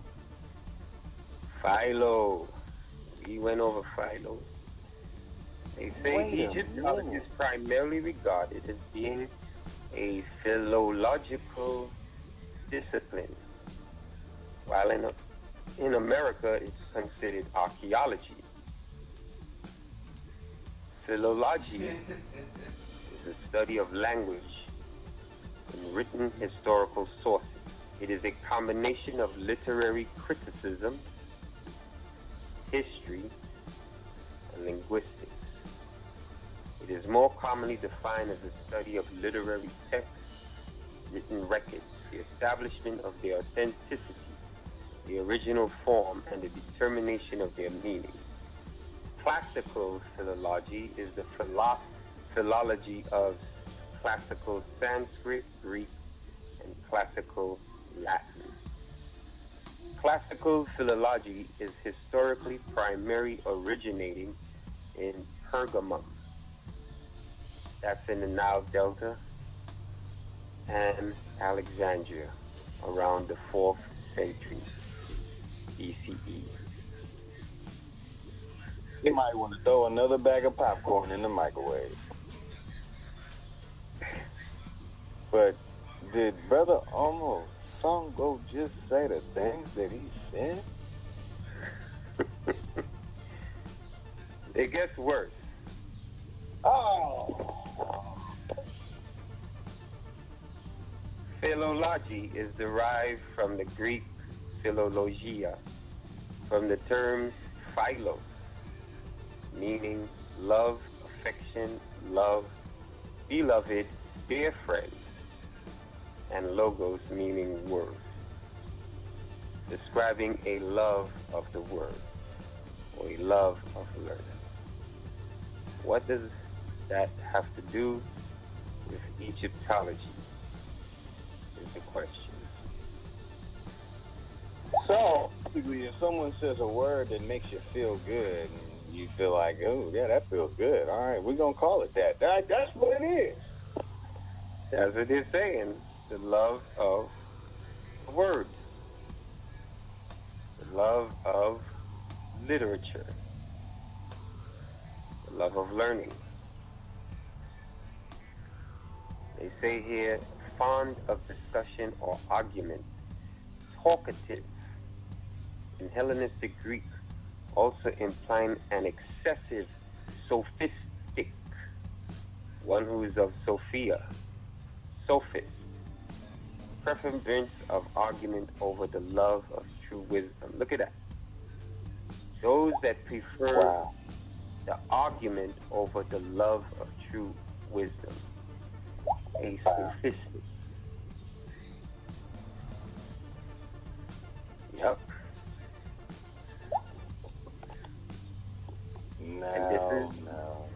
This forms the basis of Egyptology. Wow. So I guess we'll say chematology is not... Okay, we'll separate chematology from Egyptology for the moment. Because it appears that the top scientists, where all the scientists and all their top stuff is, and where it comes from, and ideals supposedly come from, when everybody says, oh, all scientists and all scientific ideals, it all comes from Egypt, right? Everybody says that, don't they? Yeah. That's a popular given in all discussions. Oh, Hebrews never had any kind of science. They never had anything. Oh, nobody outside Africa had anything. No, they never had nothing. Nope, nothing. Nope. Science. Africa. The pyramids, the real pyramids. Yeah. Cut stone. They just cut stone, giant, big old stones. They moved them. We don't know how we moved them. But we're going to go ahead and create a system called Egyptology, but we're going to say we're not Egyptologists, we're chematologists, and it's chematology. But before chematology was, wait a minute, wasn't it E.A. Wallace Budge that said it was called chemat? That's right. Oh, so you mean the very name Kemet came from E.A. Wallace Budge?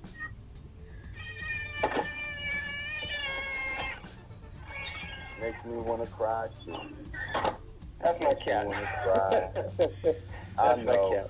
I know. He's crying over what you just said. You heard what you said. And cats are sacred to the Nile Valley. You're hurting his ears.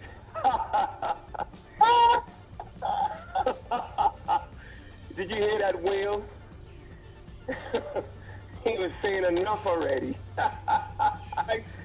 You're killing everybody. Stop it. Nope. The belief that scientific theory should and do represent metaphysical reality is known as realism, is what they gave us in the beginning of that horrible little thing we went through. And we haven't even finished the end of the paragraph we've on. Yeah. But let's read from the funnies. Let's read the funnies today. The funnies says, a position that tries to explain the way general theories can be justified by the finite number of observations humans can make and the hence finite amount of empirical evidence available to confirm scientific theories.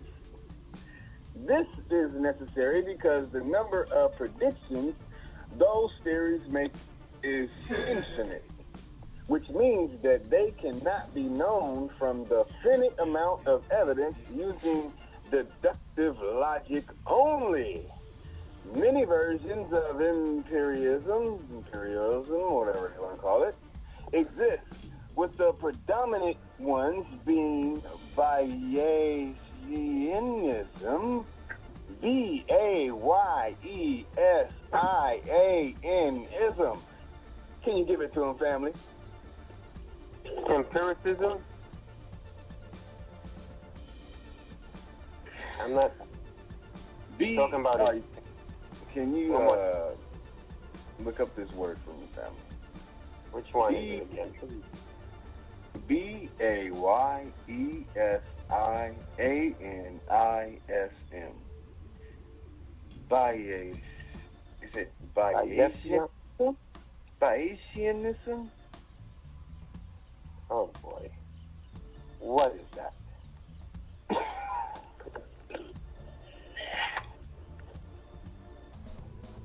Bayesian probability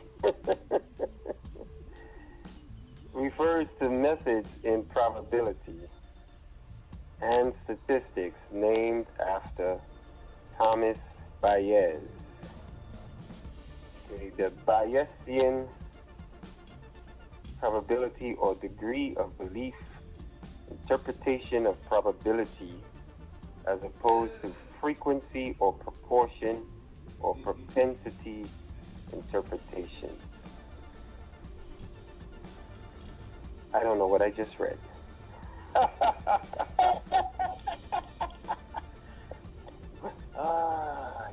Is it just me, or does academia like to BS the student with a lot of flamboyant words that leads you to have to ponder and dissect the entire sentence or sentences to finally arrive at what the hell are they trying to say? I'm sure it's not. We're not trying to define what they're saying. Continue, family.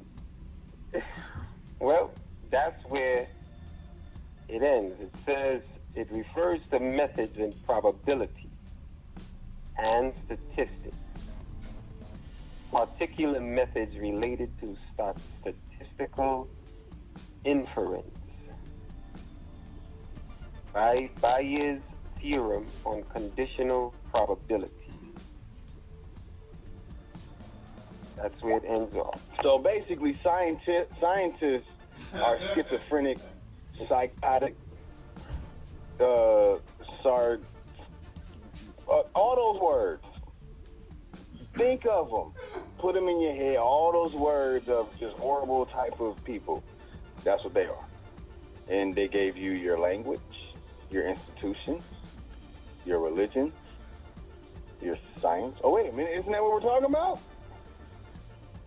Oh, yes. Whoa. So did you know that after that it says, and the hypothetical deductive method? You don't want to look that one up. That one's going to put you through all the isms of the isms of the isms and the isms and the seven mountains of the dwarfs and Gandalf and... Go ahead, look it up. Look it up. It's about to drive you crazy. And all that stuff is... It's about to drive you crazy. You're getting there. Pretty soon you'll be bouncing on your head like Doctor.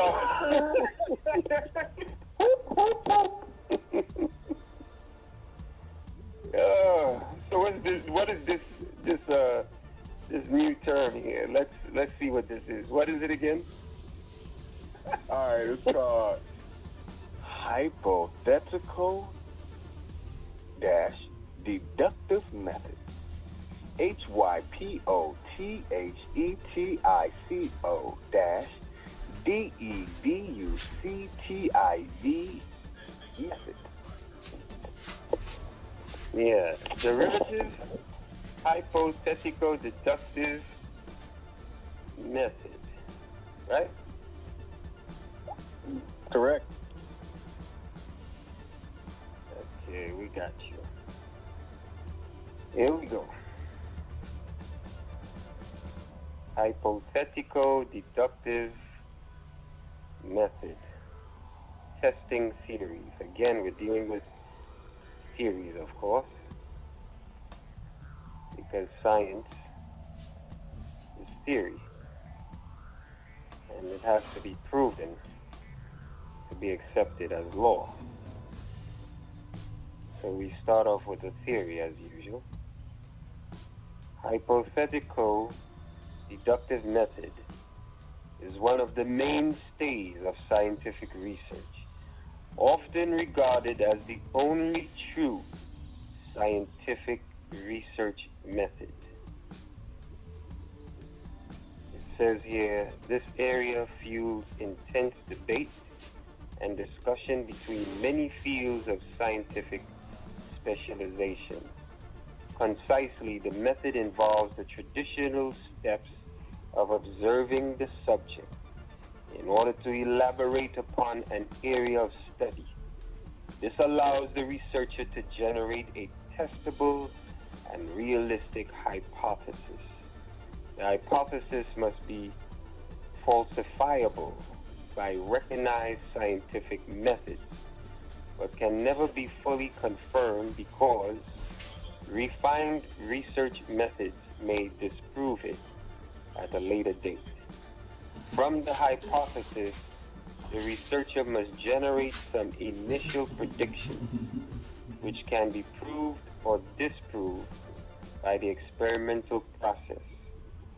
These predictions must be inherently testable for the hypothetical deductive method to be a valid process.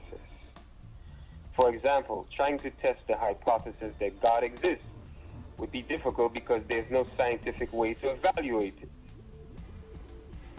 Generating and analyzing data. The next stage is to perform the experiment, obtaining statistically testable results which can be used to analyze the results and determine whether the hypothesis has validity or has little foundation.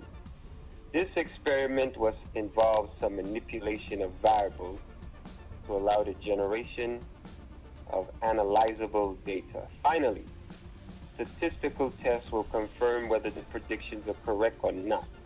This method is usually so rigorous that it is rare for a hypothesis to be completely proved. But some of the initial predictions may be correct and will lead to new areas of research and refinement of the hypothesis. Then we have analysis, which is the last part.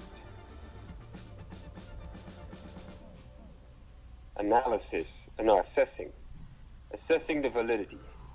Proving and confirming a hypothesis is never a clear-cut and definitive process. Statistics is a science based on probability, and however strong the results generated, there's always a chance of experimental error. In addition, there may be another unknown reason that explains the result. Most theories, however, solid the proof, develop and evolve over time, changing and adapting as new research refines the known data. Proving a hypothesis is never completely accurate, but after a process of debate and retesting of the results, may become a scientific assumption. Science is built upon these paradigms, and even commonly accepted views may prove to be inaccurate upon further exploration. A false hypothesis does not necessarily mean that the area of research is now closed or incorrect. The experiment may not have been accurate enough, or there may have been some other contributing error. This is why the hypothetical deductive method relies on initial predictions.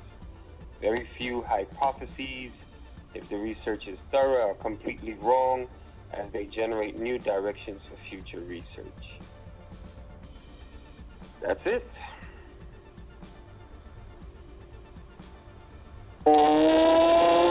Wow. Users, my spectacles have been put through a twangle. Must be I like thought the you were going to say they shattered. and them. I thought you said we're going to say it shattered. On the spectacles and go look through the magnifying glasses and ooh, look at it. Ooh, it's sitting still.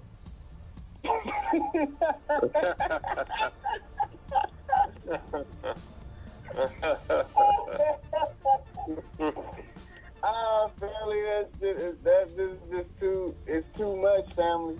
It's too much, you know. I'm gonna actually stop right there, and we're gonna kind of go over everything we read because next Tuesday, and I know you can't wait till next Tuesday after hearing all this that you've heard tonight, because next Tuesday we're gonna go in on someone named Karl Popper.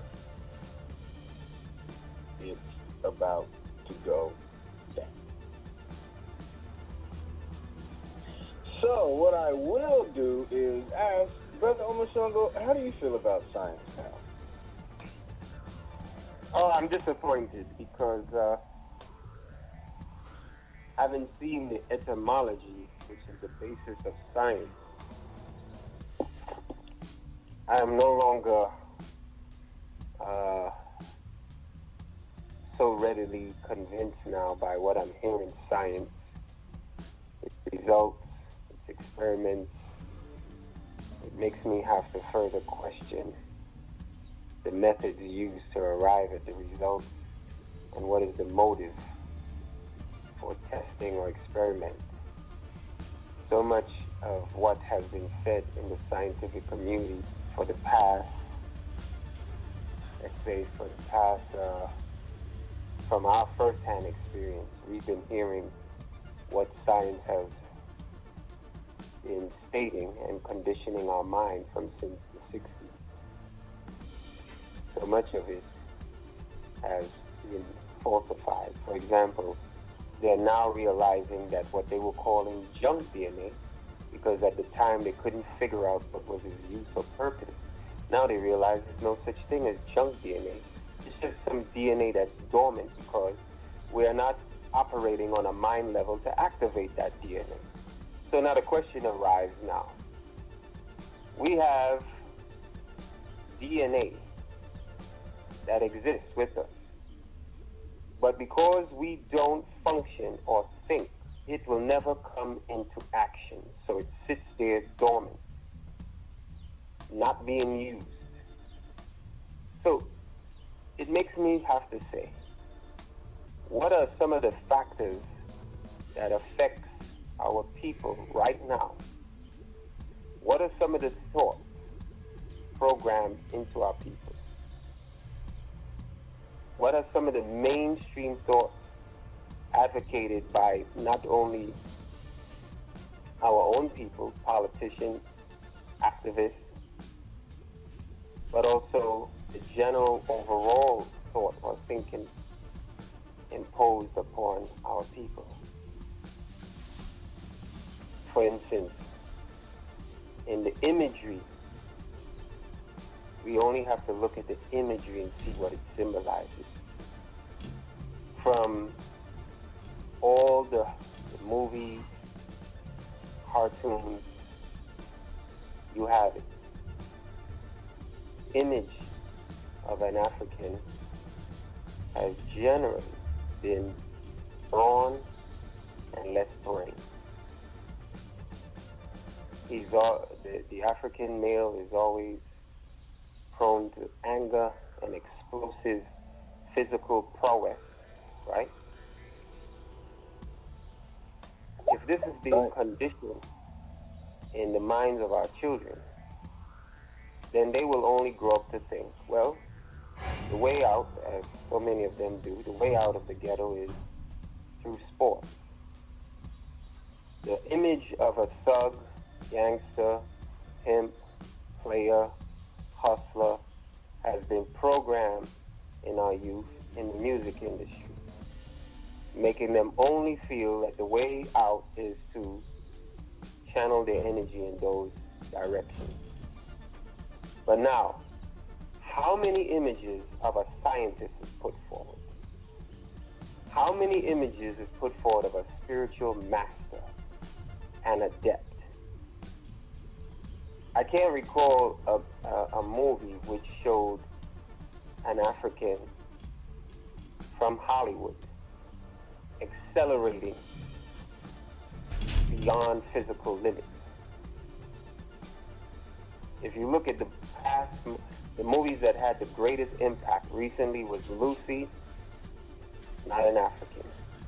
Matrix, not an African. We have Hancock coming after the Matrix. It's all muscular brawn. And a European man has to tell him how to tone down that emotional anger and channel and groom himself, fine-tune himself to be acceptable in the public, to be a marketable item. What this does to the mind is it shuts down the ability to think that I can accelerate beyond this physical limitation. I can accelerate beyond my mental training because school has trained us to think a certain way. It does not mean that that way of training means we have to stay stuck on it.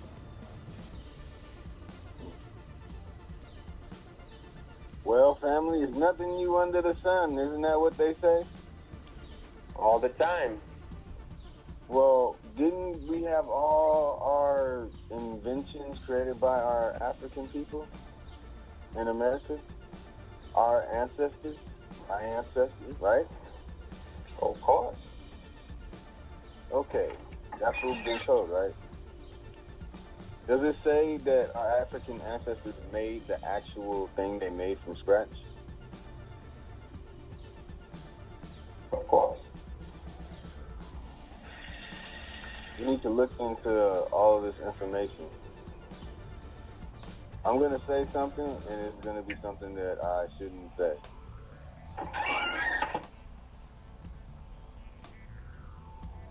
Okay, how did our African ancestors know how to make the things that they made if they were using this science?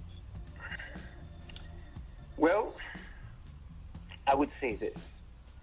First of all, the approach is different than modern science. The approach had to deal with being in tune with nature. The approach was a system or a school of training the mind to feel, experience, and regard nature as not inferior to yourself as is done today.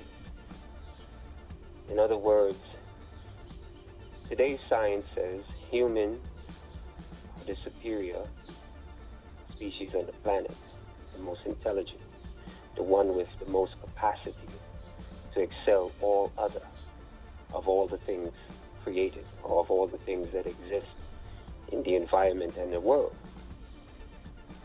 That being said, then nature is not looked as one or reflection of a person, but nature is regarded as something you can subdue and dominate and bend it to your will, regardless of the consequences, which has thoroughly happened in the past 200, 400 years of this new modern science. Let's remember that in medieval Europe, what was happening? It was a conflicting dialogue where they was discussing the old world.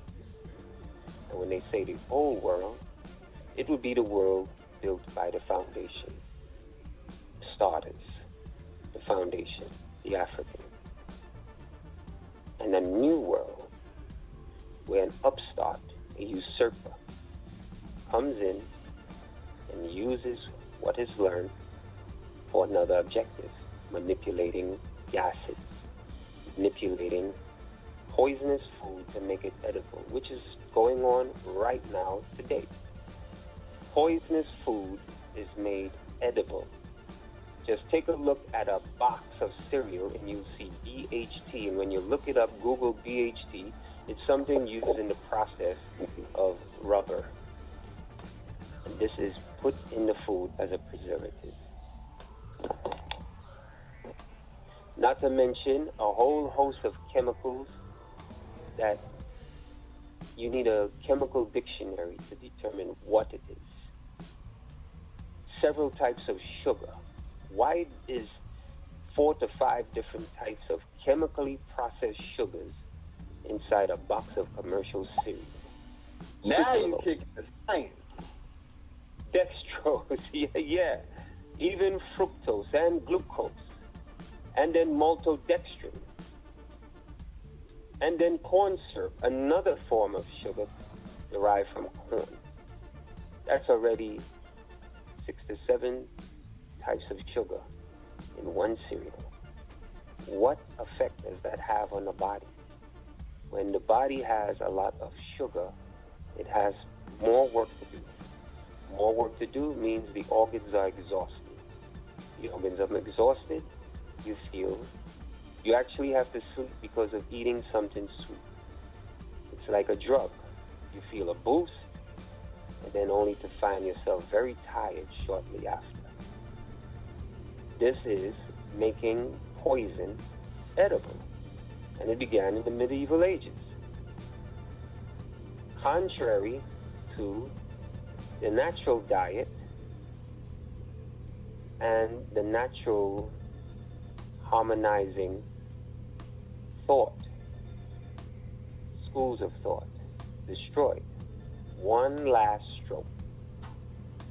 It took place in stages. First Alexandria, first the temples, then Alexandria is no longer the center, because while they made the Beit al-Hikmah in Persia around the 900s, another king in Egypt now makes Dar al-Hikmah, another house of wisdom. And what they're calling Greek knowledge and Greek sciences was just Greeks attributing the science already there in Nile Valley and either plagiarizing it, manipulating it for their conquest or empire. Because to keep an empire, what do? You got to make a people docile. Especially when you impose yourself on another race of people. You have to make that race of people docile. You have to take away their fight. You have to take away the things they hold on to. You have to take away their concept of themselves.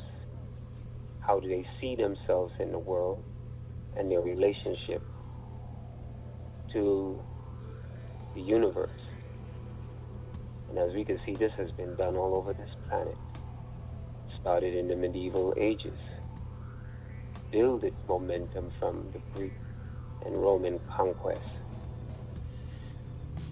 So, this is science. The science of this world is based on conquest, subjugation, manipulation. It is not based on upliftment of human interaction or anything for the better good of the entire planet. It's materialistic goal-oriented driven science, and how to maintain a system of materialism, goal-oriented And they have so convinced all the world that the greatest pursuit one can ever achieve in this world is the gain of wealth. The more wealth you have, the more prestige. The more things you have, items that others do not have, makes you an elite class by yourself, a success. Those are shallow beings. Very shallow beings. As it said, we looked deep down in the soul and we saw that it would always want because it was missing something. He was missing something, and whatever he did, he could never fulfill what he was missing. Because it is the nature of the beast. No matter what, as you get the scorpion across, it's going to sting. No matter what the white fox is going to do, what the white fox is going to do.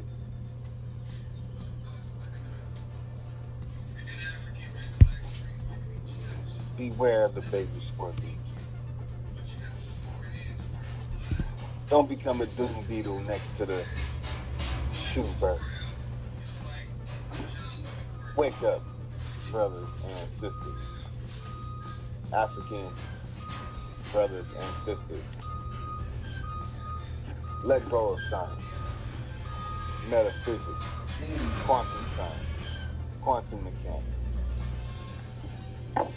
biology, chemistry, physics, astronomy, astrology, botanology, you name it, ology. Dead. Don't think this is over. We ain't even halfway. It's about 2 more of these. And trust me, it gets very, very, very interesting.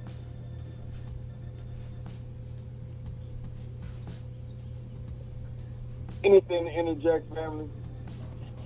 Oh, Before I go from one of my good old black books, you know it was coming. You know it's coming. oh yeah. Am I gonna do it to him? Should I do it to him?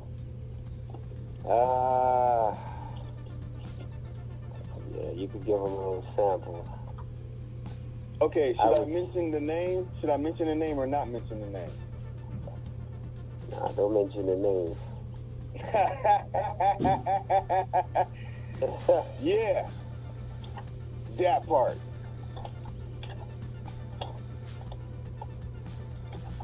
Science in one of my black books.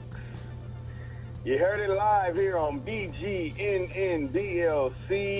Radio. And what is science in one of Emunrakati little black books? It says science. The tragedy of scientific man is that he has found no way to guide his own discoveries to a constructive end. He has devised no weapon so terrible that he has not used it. He has guarded none so carefully that his enemies have not eventually obtained it and turned it against him. ... His security today and tomorrow seems to depend on building weapons which will destroy him tomorrow. Bleh.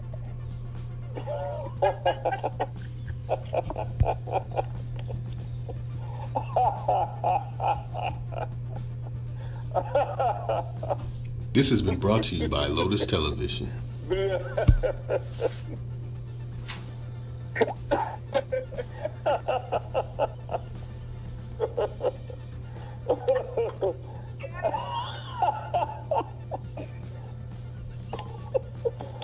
Oh, that was too much right there now.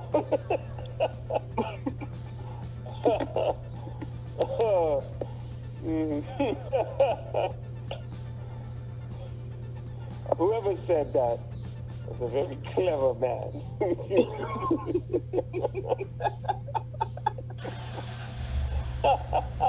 Especially when he ended the quotation with a blur.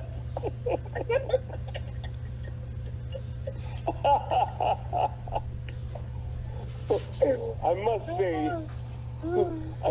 say, he's the first man of highest of men, as they say, a true man of letters. He even ends the quotation with a blur.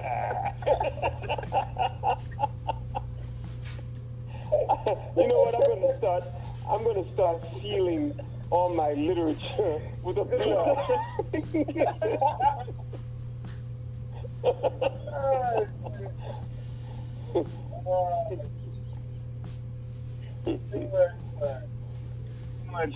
Too much fun here, you know.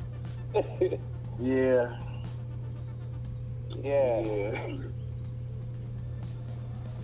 So we who do we hate? Science. Who do we hate? Scientists. Who do we hate?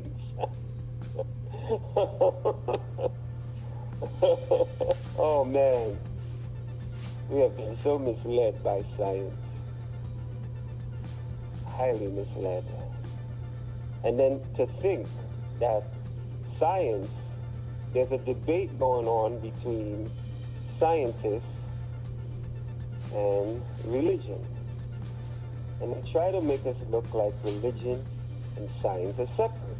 But as we can see, they state firmly that science observation, realism is based on metaphysics.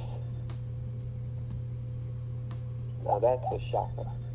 That's a real shocker for me.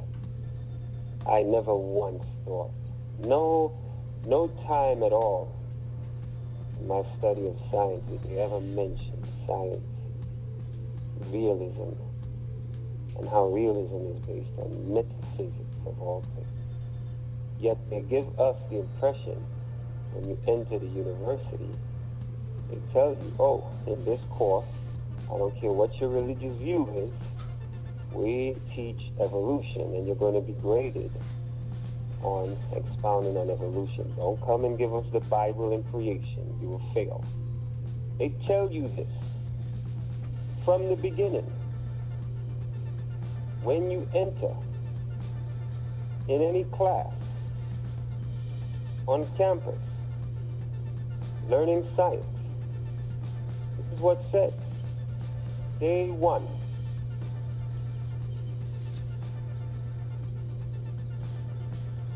This is contradictory. Is this the man that made the nations tremble?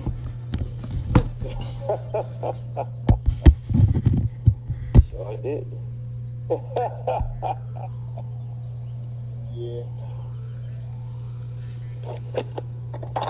Well, what do they be putting up there? I like using it. I've been using it a lot lately.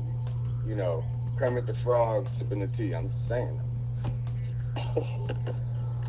You know, what's even more interesting, let's keep in mind, what was being discussed and put forward as science during medieval Europe is exactly the raiders of the Lost Ark.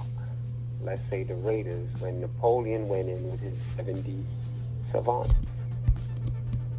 A savant is one who is representing wisdom.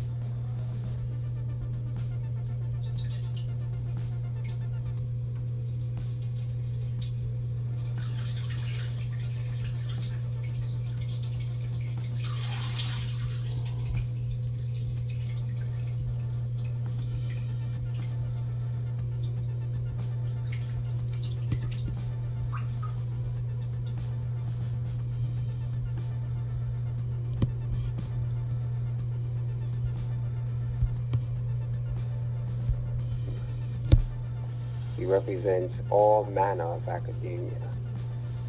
And to think that these guys went into the Nile Valley, and what's good is they kept a good, excellent, perfect record of everything painted exactly to detail.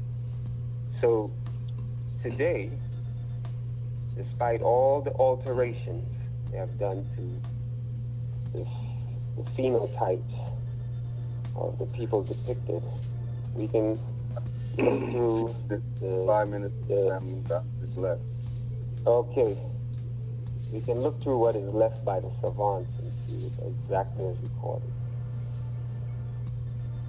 Yeah. Well, I'll let you do the closing.